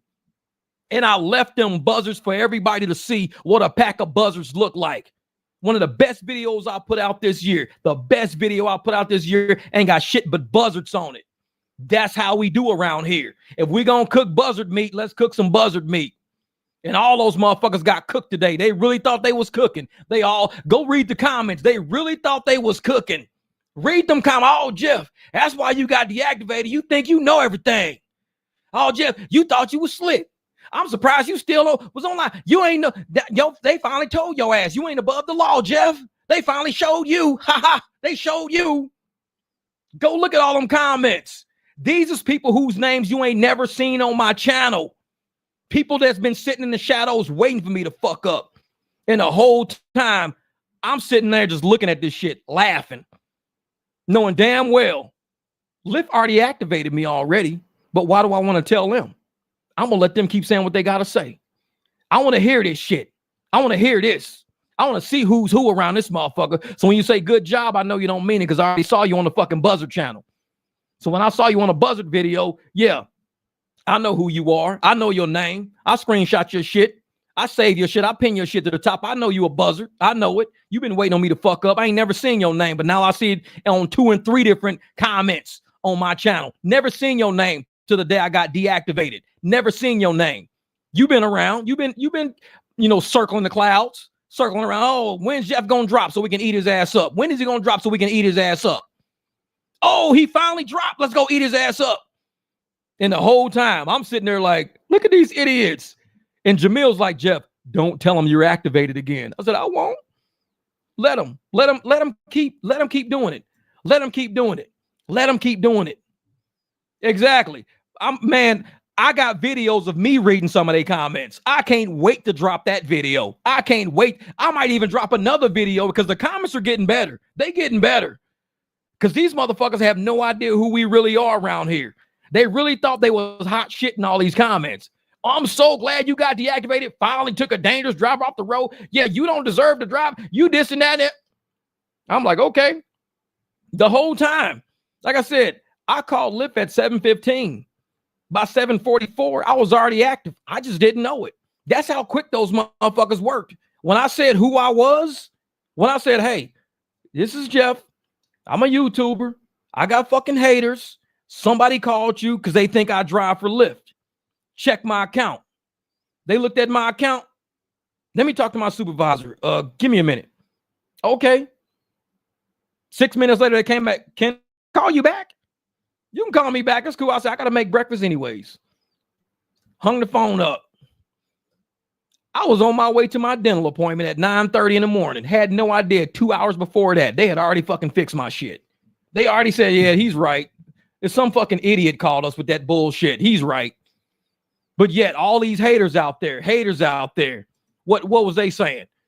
You finally got caught. You lying, saying you didn't do it, knowing damn well you do it. I said, let me tell you something. If I went to Walmart, like, let's say 6 months ago, let's say I went to Walmart 6 months ago and I went, and let's say Walmart got robbed yesterday. Will you say I robbed Walmart because I went 6 months ago? Well, we know you went to Walmart, so you might be guilty of it, Jeff. Say, no, they said the robbery was yesterday. Well, we know you went to Walmart because we saw a video of you at Walmart. That was yesterday, though. The robbery happened yesterday. I went to Walmart 6 months ago. But still, Jeff, you went to Walmart before. This is the theory of these idiots saying, well, you be doing cash rides and you finally got reported. I'm like, I've been doing cash rides since I was probably 15, 16 years old. So you saying one of those motherfuckers called? How long ago was this ride? That's what they're not saying. See, I got called on in the middle of the night while I was asleep. When you do cash rides and you get busted for cash rides, guess what? They deactivate you on the spot because you're a safety violation. They don't allow a safety violation to just freely drive around on the app. If they deem you a safety violation, you're deactivated immediately. If somebody reports you drinking, they're not going to let you drive for 3 or 4 days. You're a safety violation. You just got reported for drinking. If you call somebody out of their name, guess what? They're going to deactivate you right then. Then they're going to wait till you have 6 or 7 more riders and then deactivate you. No, if you're a danger, if you are a safety violation, you're deactivated immediately. So for them to say that I was a safety violation, that let me know something was wrong. Because for one, a safety violation means something immediately happened. I was fucking asleep. I haven't driven for you guys in a while. So if you saying that I was a safety violation and you just deactivated me last night, when was this safety violation? When was it? 6 months ago? 3 months ago? 2 months ago? Because I can tell you right now, the shit wasn't last night when it was called in. So when was it? Because I probably did safety violations 100 fucking times in my life. 100, but I didn't do none last night. Like I said, I probably went to Walmart 6 months ago, but I didn't rob that motherfucker yesterday because I didn't go yesterday. You got the wrong person. Well, we know you went to Walmart. I've been to Walmart many times, but I didn't go yesterday. Well, because you've been before, you probably robbed it yesterday. I didn't go yesterday. So to say, hey, you did a safety violation, well, I probably have done safety violations before, but you saying this was done yesterday, right? Yeah, it was done last night, like 1:30 in the morning. I was asleep. Check my account. We'll call you back. Of course you will. Thanks. It's like, and that's why I was reading all the comments this morning, laughing. Like I said, I got video of me laughing, reading some of these fucking comments because it just showed me. Like I said, being on YouTube, I enjoy it. I have fun with it. I think it's great. But you got to realize, man, when you start gaining a little bit of success, notoriety in any aspect of life, it could be sports, it could be anything. The people who feel inadequate are going to come around and try to knock you down and make you on their fucking level. Anybody who's supporting you, they don't feel inadequate. They feel you probably deserve the success. They don't feel inadequate. They're not hating on you because they don't hate on themselves. When somebody hates on you, it's a reflection of how they feel about their own shit going on. So if I see somebody hating on me, You apparently don't got what I got. You don't have private clients, apparently. You don't have a business plan. You don't have other streams of income if you hating on me, because that's all I got. That's all I got to offer. I ain't no important fucking person. I'm not some amazing ass person. I'm just not pigeonholed into nowhere. So I see a lot of people in my comments, they're not pigeonholed into nowhere. These people got private clients. They got other businesses they run. They got other shit. They got a lot of stuff going on. So why would anybody in my comments hate on me? We all are going in the same direction, doing the same thing. Nobody in my comment is going to hate on me. So anybody hating on me is apparently an inadequate fucking person. They don't like themselves to the point where they look at me and say, I don't like him. No, it's not me that you don't like. You don't like where you are in life. And you view me as opposite of what you are. You a fucking loser. I'm a winner. So you going to say, I need to make sure this dude loses so I feel more adequate. Because if I can make this dude lose, I feel better. What can I do to make him lose? Look in the comments on that video. A lot of people happy that I'm losing. A lot of people happy that I lost. A lot of people happy that I was down because it's a bunch of inadequate motherfucking buzzards on that video. And I left everybody on there. Everybody. Didn't delete a single one. Go check out the fucking buzzard farm. I should rename that video to the buzzard farm. Go look at it. Look at it. So as soon as you see all these people on there, I'm glad. They would say the same shit about you if you made it. The only reason why they saying it about me is because I'm hosting the channel. That's why they saying about me. But what they saying about me is what they would say about each and every single one of y'all, because they fucking inadequate haters. They would say it about each and every one of y'all. The moment they find out you got $50 from the dude down the street, oh, you didn't do it on the app? No, dude down the street, man, he don't even use it. He just called me. Oh, I hope you wreck. I hope you get deactivated. They gonna treat you the same way because they fucking buzzards. They gonna wait till you fuck up because this is what inadequate people do. They do not belong on the channel. When was the last time you saw any of those names on my channel? Look at them. We're familiar with people around here. Team Righteous, Young Boy, Antonio Riviera, Porfino, fucking Jamil, Bighorn Kev, Eric, Roxy, Abby. We all familiar with each other because we on this channel all the time sharing energy out here trying to share. Go look at that video. You see a bunch of buzzards you ain't never seen before, and they all gloating. Got him. You're done. Ha, gotcha. And I'm reading that shit laughing because they have no idea. I let that video run. I let it run on purpose. I let that shit run on purpose, knowing damn well that video was old news in my world. I was already activated again. That shit was old news, but I had to let it run because I wanted the views. I mean, I took time to edit the motherfucker. I deserve the views. I took time to make it. I deserve the views. I don't have to open my phone and look and see if Lyft reactivated me or not before I drop the video. I don't need to do that. I need to make the truth.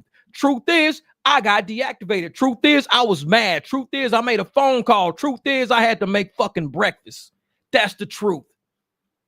At the time that video dropped, shit. It's running now. Fucking run it. Video almost up to 3,000 views already. And I don't do videos like that. That's buzzard food. Almost 3,000 views is buzzard food. That's all buzzards. That ain't got shit to 100, your 300. When we on there, I get 1,500 views, 1,700, in a few days.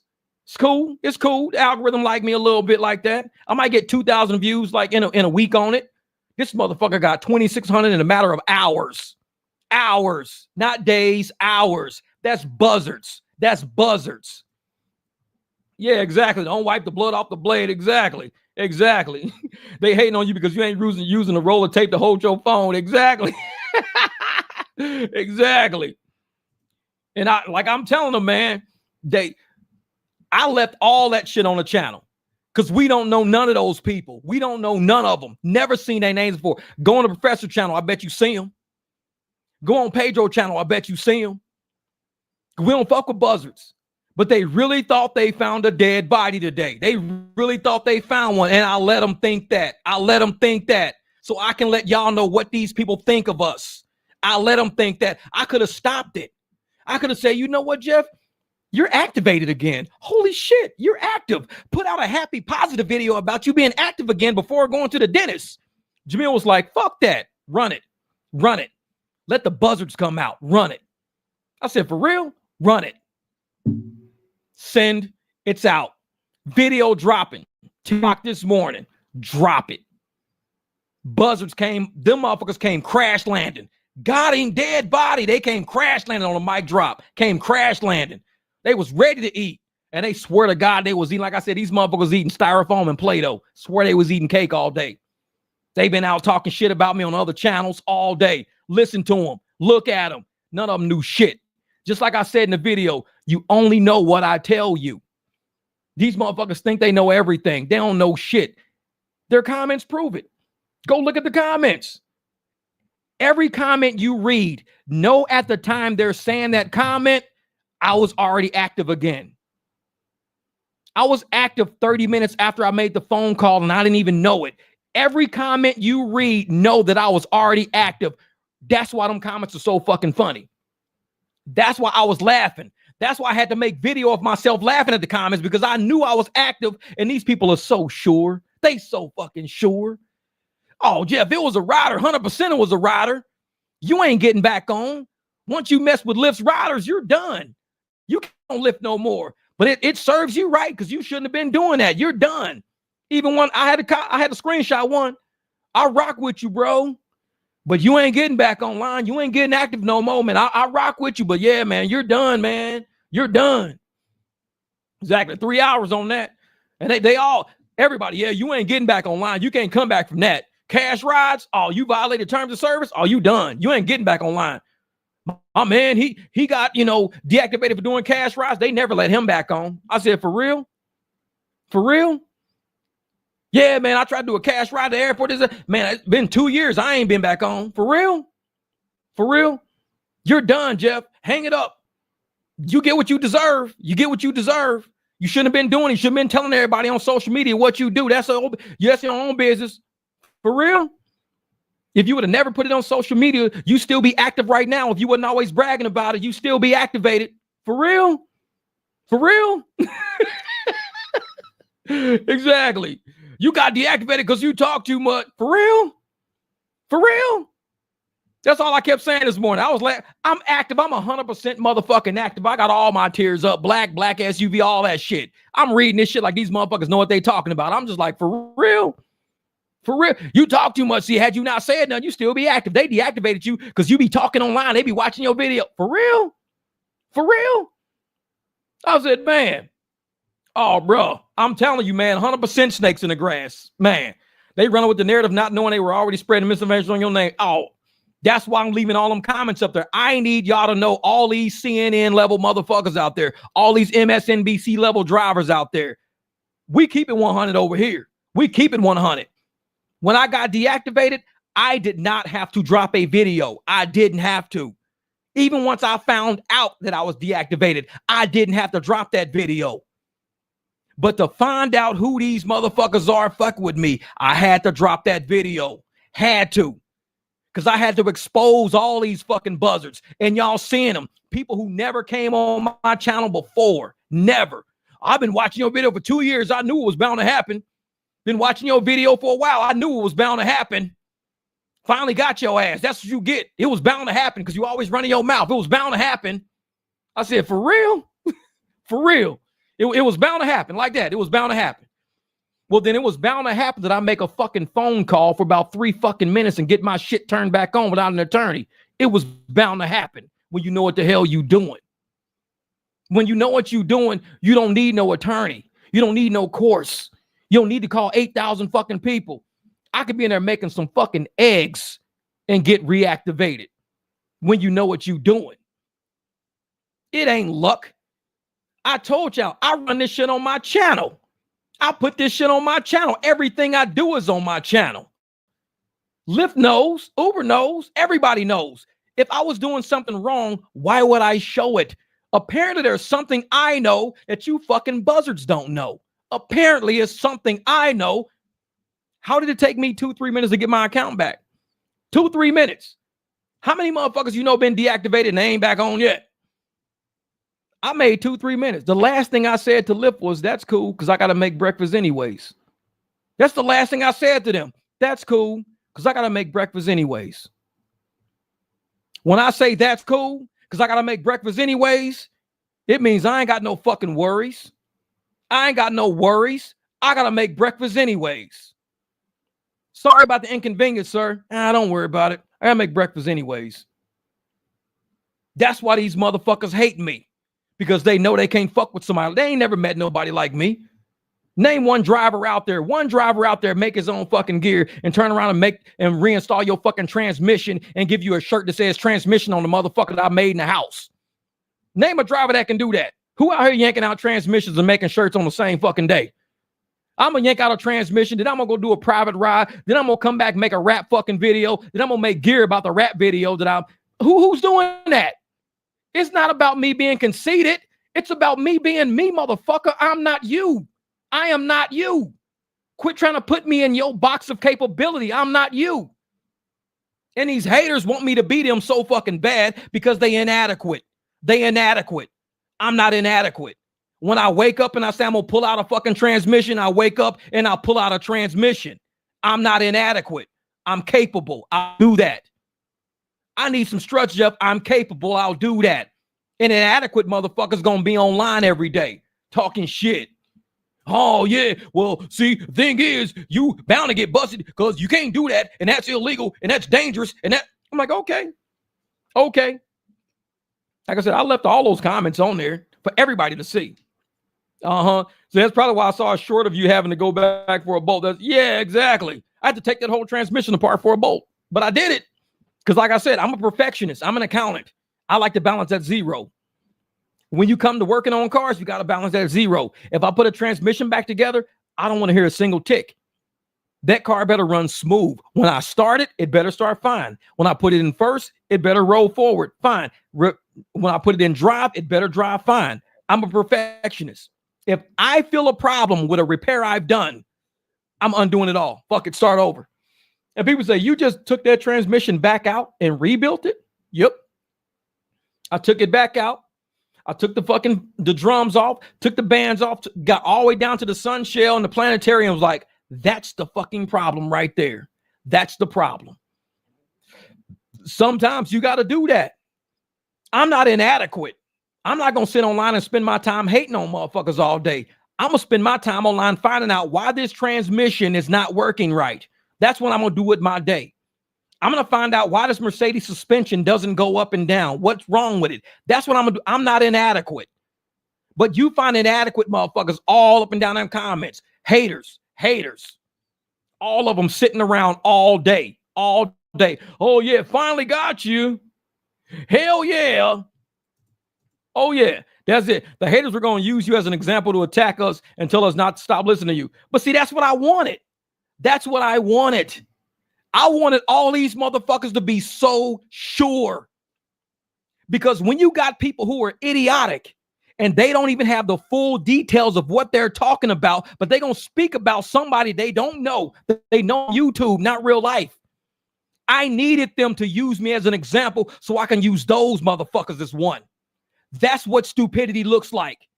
Believing everything you see online. That's what stupidity looks like.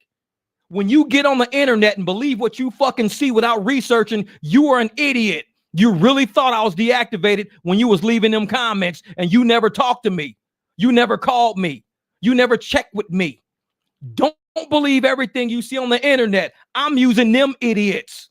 And they're going to try to turn around and put it on me. They're going to try to turn around and say, oh, yeah, well, he played us. No, you played yourself. You played yourself. You ain't never been on my channel. I ain't never seen your name before. You played yourself. You brought your ass in here. You played yourself. Somebody didn't tell you about me. You played yourself. You should have known I'm a chess player. I'm always 2 moves ahead of you. When I dropped that video, I already had another fucking video on the back burner. I'm 2 steps ahead of you. When I dropped that video, I already knew this video's not right, but it is right. This video's not right because I know that I'm active, but it is right because at the time I created it and edited it, it was right. I'm 2 steps ahead of you. So I'll let you motherfuckers say everything you wanted to say, all the wrong shit you had to say. I'll let you say that freely and willfully That should have been your sign right there. Because normally, I don't let nobody comment on my shit when it's against me. If somebody's against my energy and trying to talk down on me and disrespect me, I always say that we can disagree, but keep it respectful. I let disrespect in my home. I let it in my home. That should have been your first sign. What is this motherfucker up to? He's letting us talk all shit about him. Something's not right. We could disagree with private rides. We can disagree about it, but we straight disrespecting this man. We laughing in his face. We in his house laughing at him. We kicking our feet up, and he's like just putting laughing faces under our shit. He's putting 100 under our shit. He's laughing at us. He's laughing with us. Why is this dude not mad and deleting our comments? Why is he not blocking us? Because I'm using you dumb motherfuckers. That's why. I'm using y'all to prove this is what you sound like when you believe everything that's on the fucking internet. You sound like an idiot. All my teammates was like, hey, you know what, Jeff? You'll get it back. Little did they know I already got it back. Hey, Jeff, you'll get it back. Little did they know they already got it back. Hey, Jeff, you strong, man. You'll keep fighting. Little did they know I was already fighting. Hey, Jeff, don't even worry about it, bro. You got this. That's what a supporter says. That's what a supporter says. All these idiots, I'm glad it happened to you. Ha, that's your ass get. Bet you're going to fuck up your Uber account next. Ha, bet you're going to do this next. Ha, that's what it sounds like. I had to let the haters hate. I had to let them. Yeah, haters fucked around and finally gave you a like 100% likes, aka YouTube AR. Exactly. Exactly, man. Now, like I said, all these motherfucking pigeons who ain't never been on my channel today just spiked me in the algorithm. They spiked my shit in the algorithm. That's going to be one of my highest paying videos of the month. I got a high RPM. I already got a high RPM. That video is going to look real nice. Already it's going to look real nice. It's going to probably jump me up about probably $200. It's going to look nice. Plus it spiked me in the algorithm. So all these lame brain motherfuckers who believe in everything they see on the internet without researching, guess what? Y'all helped me out today. I appreciate the hate. Appreciate the hate. Because I tell people, yeah, trolling the trolls, oldest trick in the book. They ain't even know it. These motherfuckers ain't even know it. They don't have it up. Like I said, man, checkmate, motherfucker. This is chess. This is not checkers. The whole time they was on that video, I'm on videos, watching them on a video, laughing at them, leaving comments of me thinking they laughing at me. I'm laughing at them. I'm like, look at this idiot.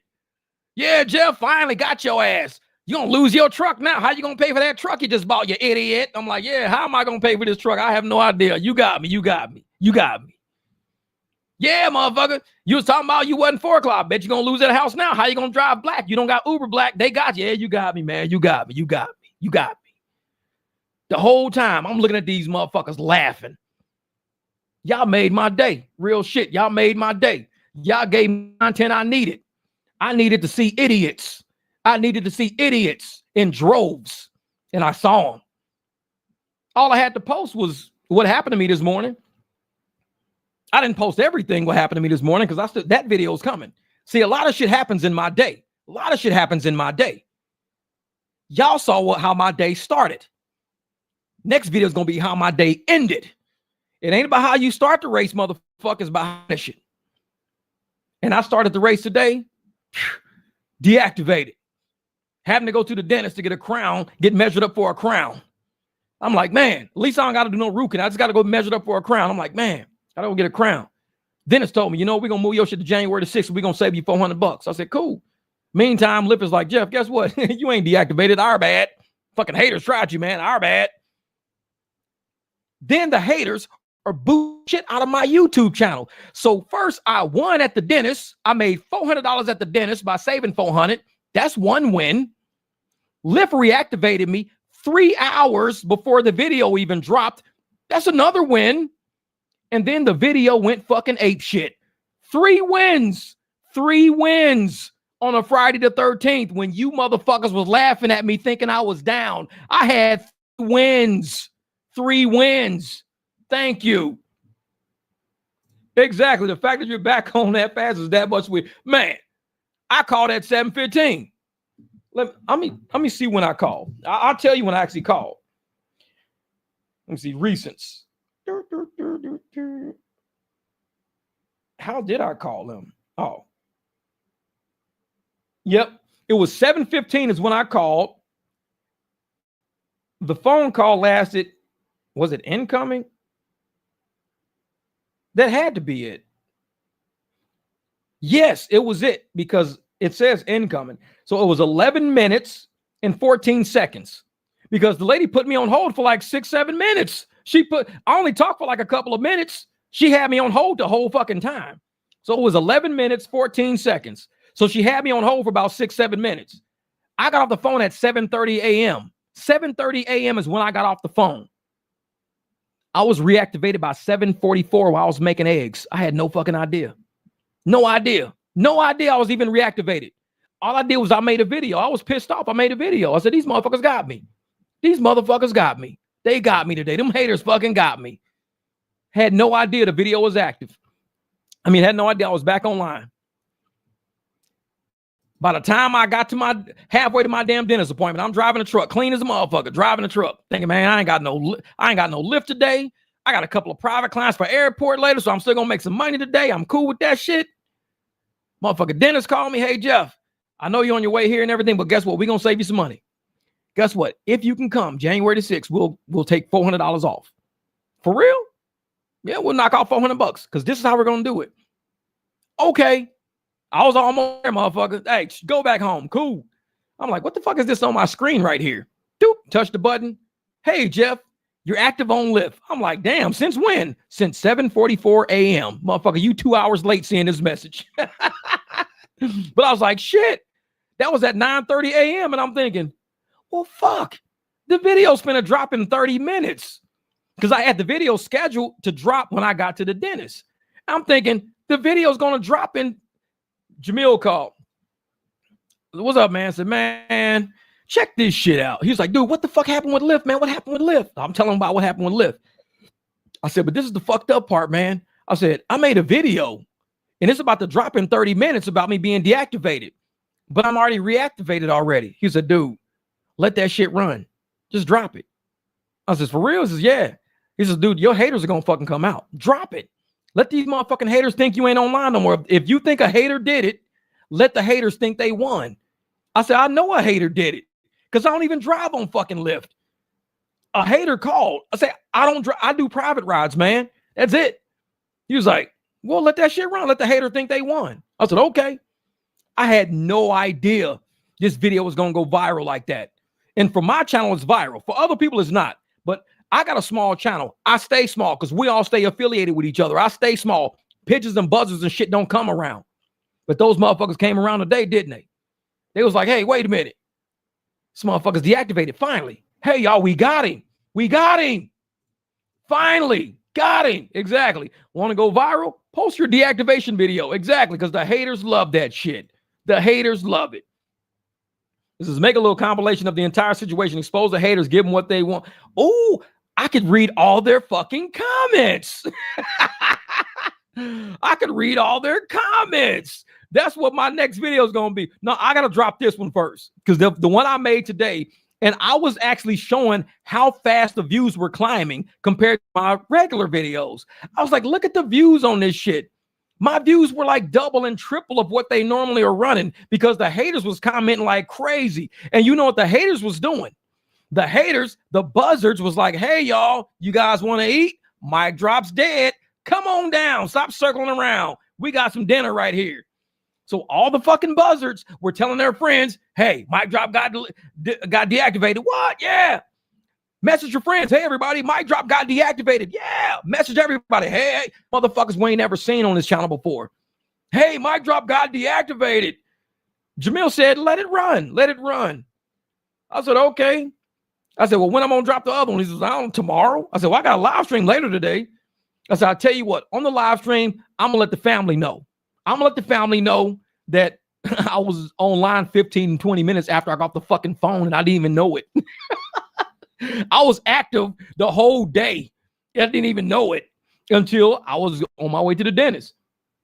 So it was a great strategic move for a YouTube channel. It was very great. It was strategy because, like I said, I talk strategy with Jamil all the time when it comes to clients. But today we talked about strategy for YouTube. I had a truth that happened to me this morning. I had a truth. Now, do I nullify that truth by putting out a video that should be sitting on the shelf right now? No, let the video run, shelf the other one. Let the truth run, let it run so you know that there's a second part to the truth. There's a continuation to the story. Let the truth run. We let the truth run. We let the fucking buzzards come out. And I was laughing with them all. I'm cracking up laughing. They really think they own me. They own me. You can see them on the channel. They all like, yeah, that's what your ass get. That's what you get. You dusty motherfucker. That's what you get. Your ass deserve to be deactivated. That's what you get.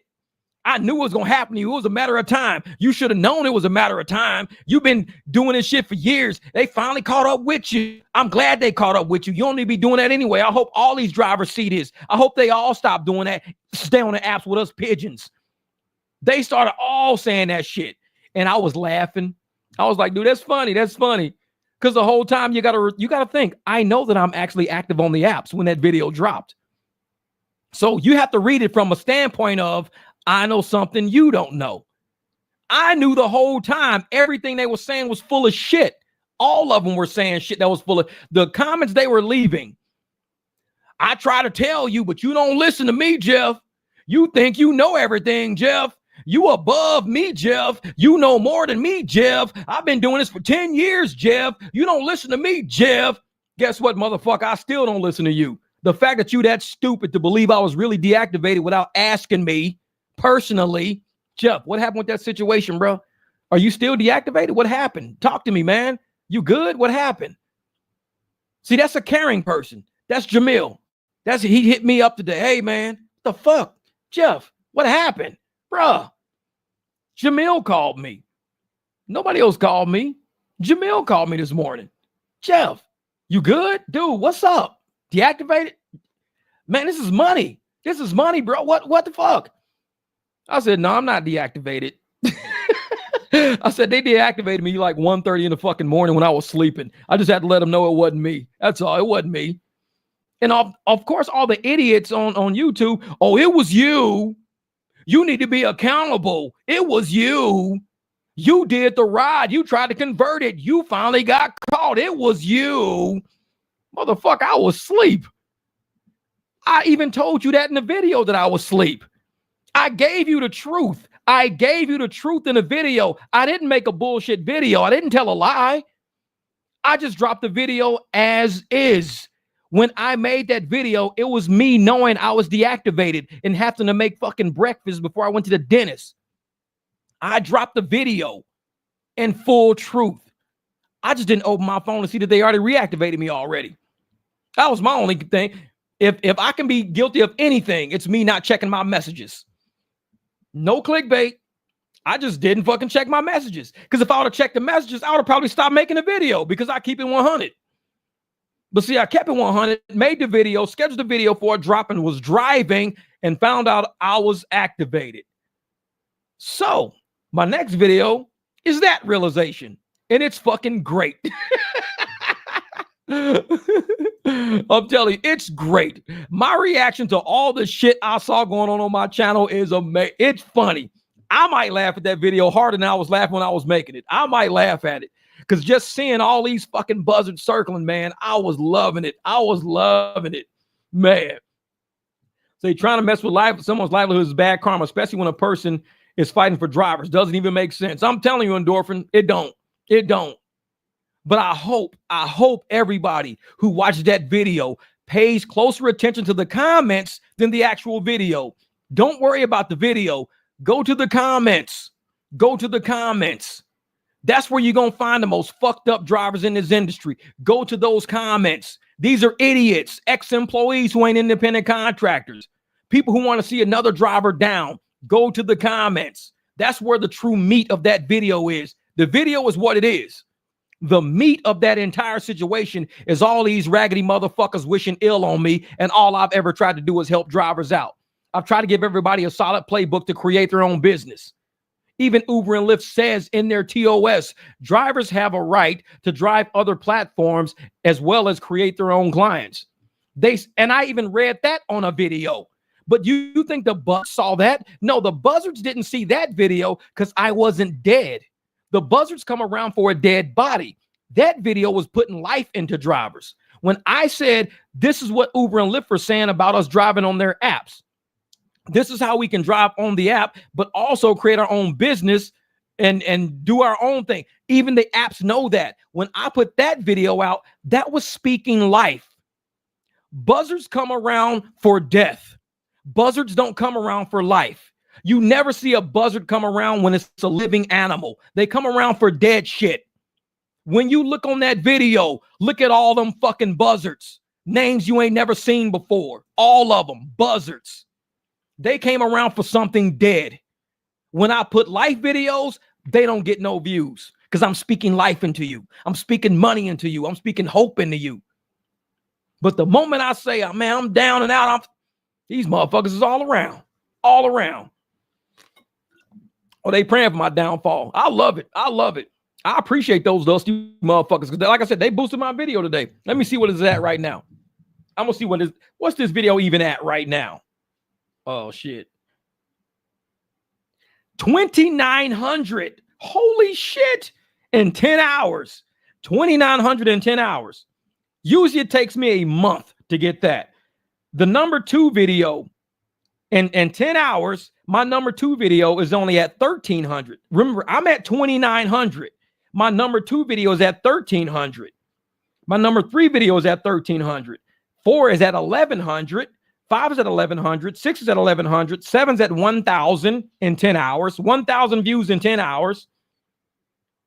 My number 8 video is 837 in 10 hours. My number 9 video is 497 views in 10 hours. 497 views in 10 hours. I'm at 2,900 in 10 hours. My number 10 video of all time, my number 10 highest video is 304.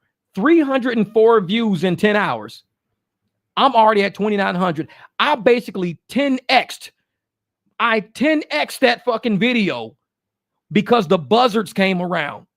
The buzzards came around and 10x my fucking video. Like I told you, I gave them a Christmas gift. Jeff's deactivated. Merry Christmas. And guess what they did? Hey, Jeff, here's almost 3,000 fucking views in 10 hours. Merry Christmas back to you. Thanks. Man. Look at the comments. I'm calling them buzzards. Oh, hey, and you know, my next live stream, we're going to do it. Right now, we had 3.5 hours, but my next live stream, we're going to go through the buzzard shit. We're going to do all that buzzard shit. Man, this shit's funny as hell. And I want them to, make sure y'all remember some of their names. Write those motherfuckers down and screenshot them. Because when you see them on Professional channel or you see them comment anywhere on YouTube, go, what's up, buzzard? They're going to think, why do they call you buzzard? Well, cause yeah, I was one of those people that was laughing at Jeff when he got deactivated, but really he wasn't even deactivated. So yeah, I never comment on his channel, but he got deactivated, so I decided to come and laugh at him. He got deactivated. I came over to kick a dead body. I came over to eat. Oh yeah? Oh yeah. Matt said, I just got on, Jeff. You got deactivated? Hell yeah. 1:30 in the fucking morning when I was sleeping. How the hell you sleep and get deactivated in your sleep? How many videos have I made? Honestly, real shit. Have I made that says you could wake up one day deactivated? Have I not said that? Anything on this channel, I've said, I've kept it 100. Have I said you could wake up tomorrow and be deactivated? Have I not said, go look at my content. I've told people that shit. You could wake up tomorrow and be deactivated. Guess what happened to me? I woke up. I was deactivated. I said that shit. But what I didn't tell you is that I didn't do the crime that they accused me of. Whatever crime that may be. So, no, it was on Lyft. I don't even drive Uber. I really don't drive both apps. But the fact that they deactivated me in my sleep, when somebody actually put me on fucking or commenting on my channel, oh, I could fuck up your Lyft account. I could fuck up your money. All I got to do is just call Lyft. I said, well, call him. Then I block banned his fucking account. I said, fuck him. You don't be on my shit, threaten my Lyft account. And guess what he did? He called Lyft. A hater called Lyft on me in the middle of the night. saying I tried to get him to convert to a cash ride. What the hater didn't realize is that I don't even drive Lyft like that. Like, motherfucker, you need to know exactly when I drove. That's why I told them to audit my account. And so that hater is to blame for 2,900 views in 10 hours. That hater is to blame for all these people turning into fucking buzzards immediately on my channel. That hater can take heat for that. I didn't do that. I just woke up and I was deactivated and I made a video about it. Was I reactivated? Yeah, I was. But I didn't know that until 2 hours after I was deactivated because I was driving. I ate breakfast and I was messing with the dogs and I cleaned my truck for the day because I had to clean my truck. I wasn't messing with my phone. So the whole time I was doing all of this shit, I got off the phone at 7:30 in the morning. Lyft sent me a message at 7:44 a.m. 14 minutes later saying, we're sorry, you're activated. Our bad. I don't know why we did that. We should have known right off the bat. You're a great driver. You got a great account. Thank you for all your years of service, 5-star ratings. You're doing amazing. You're doing amazing. No problem. It happens. Don't worry about it. It happens. But yet all these fucking buzzards ran to my channel. That one hater gave me the best early fucking Christmas gift because he brought all these fucking buzzards, all his little buzzard buddies. That's what they are. I'm going to start calling those motherfucking buzzard buddies. Everybody on that video, we're going to start calling them buzzard buddies. What's up, buzzard buddy? Because that one fucking buzzard said some shit and all the buzzard buddies came flying around. And I'm like, man, I know he bumped up my algorithm. You know, shit, how you pray for someone to fail? How do we do this to each other? Shame what this brother done, but give hope and light to people. If you raggedy ass wants to make peanuts, take your ass out. Exactly. They could take their ass, do whatever they want to do to make money. They can do whatever they want to do. We don't knock them driving the way they drive. If that's what they want to do, cool. We're telling people, if you are tired of pigeon pay, if you know what you are worth and you tired of pigeon pay and you really want to fight these apps, other than walking around with poster boards and popsicle sticks and shit, yelling through a fucking megaphone, if you want to make some true efforts that's going to put some money in your fucking pocket today, right now, you have to be an independent contractor. You got to be an independent contractor. You got to talk to people like an independent contractor. You got to show the fuck up. Like I said, wait a minute, here we go. You got to show up with one of these. That's your card. That's your business card right there. Wait a minute. You show up with your fucking business card. That's how you become an independent contractor. You put your fucking car on a card. You put your Cash App, Venmo, and Zelle, whatever you got on the back of it. And you go out there and you become an independent contractor. You work. You don't go out there and slave away for somebody else so they can eat off your back, charging people $90, giving you 27 out of the 90. You don't do that. You You let the pigeons and the buzzards do that shit. That's what they're there for. This channel is not buzzards. We're not fucking pigeons over here. We let them on the channel today. We let them on because I had to show y'all who these motherfuckers were. I had to show y'all who they were. You think they would have came on this channel today if I said, oh man, I did a cash ride last night for $100. 1 mile, $100. You think they would have came around for that? Think about it. If I did a video saying I just did a 1 mile trip for $100, would that video be at 2,900 views in 10 hours? No, it wouldn't. The buzzards wouldn't come around. You got to fucking throw out some pigeon food, throw out some buzzard food. I got deactivated, man. What the fuck? Finally happened to me, man. They got me. They finally fucking got me. I got deactivated. Now you hear fucking feathers. These motherfuckers all flying around. All these fucking pigeons coming up. Oh, yeah. Look, Jeff deactivated. And guess what happened? This fucking video went nuts. Went fucking nuts. More than doubled any other fucking video. 10x one of my fucking videos. Sometimes you got to play chess with these motherfuckers. I told them who I was a long time ago. I said, I'm a chess player. I'm a poker player. I do shit. So they want to sit up there and try me. You want to try me. Hey, realize I'm an engineer. I make money out of shit. I can take fucking a bunch of spare metal and make shit out of that. So understand who you playing with. You're fucking with an engineer, somebody who's already thinking. I already know what the end looks like. When you're dealing with an engineer and an architect, we already know what we're aiming for. Now we just need the tools to get there. I say, okay, this is what I'm trying to build. Therefore, I got to do this, and then I can see that being built. I see it at the end. So guess what? I saw putting this video online. I already saw it already. I already saw it. I said, when I put this video online, haters going to be happy. The haters going to be so happy. Because you got to realize I was deactivated, but I keep it 100. I didn't have to put this video online for nobody to see that I was deactivated. I could have just kept lying and saying I never got deactivated. I could have lied, but I put the truth out there. I got deactivated. And I said why in the video. A hater made a phone call. And I told him exactly what I did. I block banned his ass.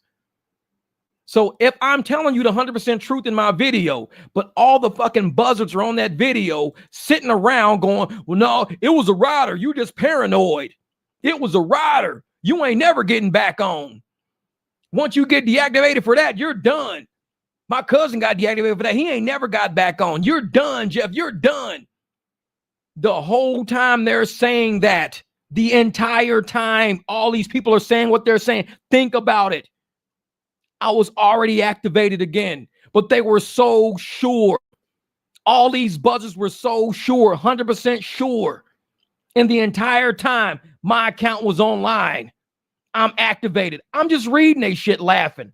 I'm reading laughing. Pigeon paint, exactly. So you got to realize, when I saw the comments on that video, there was no deleting it. There was no deleting any comments. All them people on that video, they really thought they was cooking. They really thought they was cooking. They really thought we got Jeff. We finally got his ass. A hater set y'all up. A hater set y'all up. So, man, he said, oh, yeah, beating on these buzzard. We call them buzzard buddies. We call them buzzard buddies because one buzzard started it, then all the other buzzard came. All his buddies came. These are buzzard buddies. We had 3 hours, 39 minutes. I'm time to get offline, man. I got to go grab me something to eat. It's only 8:30. I got to run to the store real quick, pick up some shit. And guess what? The buzzard buddies are mad. What up, DB? Oh, man, you got to go look at this video on my channel. This video got almost 3,000 views on my channel. Look at the video on my channel. Almost 3,000 views. It's not a very long video. It's a short video. 3,000 views. Once you watch that, come back to this live because I'm going to end the live stream right now. The live stream will be posted. Watch that video, then come back and just watch the beginning of this live stream. You don't got to watch no more of it. Just at least watch the beginning of this live stream. And you will kind of get it. Now, in the middle, I did an interview with PAX, with Daniel from PAX. So you'll see some stuff in the middle. But after that, I just opened up on their ass. I just opened up on them. So it's like, man, thank you, young boy. Hey, man, appreciate you, brother. Appreciate you. All right, Matt says, hey, I'm going to watch this shit again. Yeah, man. Hey, that's what we do, man. That's what we do. Greg said, are you driving tonight? We'll let the haters think if I'm going to drive tonight or not. How about that? Let's let the haters make phone calls to Lyft and Uber. See if they can predict if I'm going to drive tonight or not. Let the haters make phone calls. So when they call Uber and Lyft again, and I'm going to say, look at my account. Ask them what trip it was. They're going to be like, oh, shit, it's not him. Gotcha, bitches, gotcha. So they can sit up and say anything they want to say. Like I said, these motherfuckers, they trying to learn my moves, man. I'm 2 steps ahead of them. 2 steps ahead of them. Or it could be busy as hell, man. It could be busy as they want to be. If I get out and drive tonight, I do. I got to run over to Walmart. I got to go pick up some dog food and some dog treats and a couple of things for breakfast in the morning. But, man, let these motherfuckers think Greg said, can burn like a motherfucker tonight. Oh, yeah. Should make a video driving one ride on Lyft. I know it. And see which one of these buzzards called Lyft. Hey, I'm the one ride he did yesterday. How do you know he only did one ride yesterday? Oh, I don't know. I'm not on his YouTube channel. Click. Buzzards call. Yeah, I'm actually I'm a YouTube watcher, and I was watching this guy on YouTube, and he did a ride for me. Click. These buzzards are slow as a motherfucker, boy. Like I said, I really enjoyed today. Today was a really good YouTube day. It's been a long time since I actually had fun on YouTube. It's work. YouTube is work. It's work. But just to know that I made 2 groups of people happy today. I made my haters happy, and I also made my supporters happy. Who the fuck can do that? Who can do that in the same day? Name a channel that can make their haters happy the same day they make their supporters happy. Who can do that? It's not a lot of people that can do that shit. Long time hater, first time caller. I know it for real. If you can find me any content creator who has made their haters happy first thing in the morning, made their haters blow a video, made their haters, but at the end of the day, pissed those same people off, but made their supporters very happy. Man, like I said, I balance this shit out. I balance it out. It's like a scale. It's a scale. These motherfuckers like, man, on one content creator, somehow you have made all these motherfucking one-time callers, made all the haters happy. Haters came out in droves. Haters was making videos about them. They was on a professional channel hating on me. They was loving it. Everybody was so happy. Not a single one of those dirt bags was like, man, I can't believe he got deactivated, man. I actually feel sad for the dude, man. I feel sad for the dude. Man, he be trying to help drivers, man. I feel sad that he got deactivated. Not a single dirt bag said that. Not a single. They was all happy. Man, I'm so glad. Happy as a motherfucker. Finally got his ass, man. We've been saying they're going to get him. I hope all the people watching him realize he's not above the law. Fucking got him. Got him. All the haters were happy today. All of them. But then to turn around and make every fucking 300 member, all the supporters, even happier than those bastards the same damn day. Let's get it, baby. Let's get it. These motherfuckers can't beat us, man. Ain't nobody else doing it like that. There's only one channel out there doing it like that. Only one. There's only one that can cover the whole fucking spectrum of joy. I made haters happy the same day I made supporters happy. I cover all fucking bases. We did 300. I told these motherfuckers we coming. I told them we coming. So all you haters, get back on your hate shit. Back to your regularly scheduled program of hating on my ass. Get back to it. You had your fun today on my channel. All you fucking buzzards blew a video up. You had a great time. I had a great time with you. That's the sad part. I had good times with haters today. I was laughing at their comments. Go look at some of the comments. I'm putting laughing faces under it. I'm putting 100 under it. I'm like telling them, man, you 100% right about that. Man, you were so right. I'm saying, go look at the comments. I'm telling these motherfuckers, you are so right. I'm telling them that. I'm making their ass feel good. Making them feel good. And guess what? At the end of the day, they all the same motherfuckers who they been. They all haters again. They right back to where they were when they started their morning out. They started out their morning hating on me. Happy as a motherfucker. Now they started out their day pissed off at me again like normal. And the 300 wins again. We the 300, baby. We the 300. We win again. Man. Oh, yeah. They don't know how to keep a good man down. Happy holidays, brother. Happy holidays, Mr. Gambit. It's my man out in Cali. Like I tell folks, man, it's not a lot of channels that can do this. And I woke up this morning without a plan to do this. I had no plans. I had a plan to wake up and eat breakfast early so I can get to the dentist on time. That's all I had a plan for.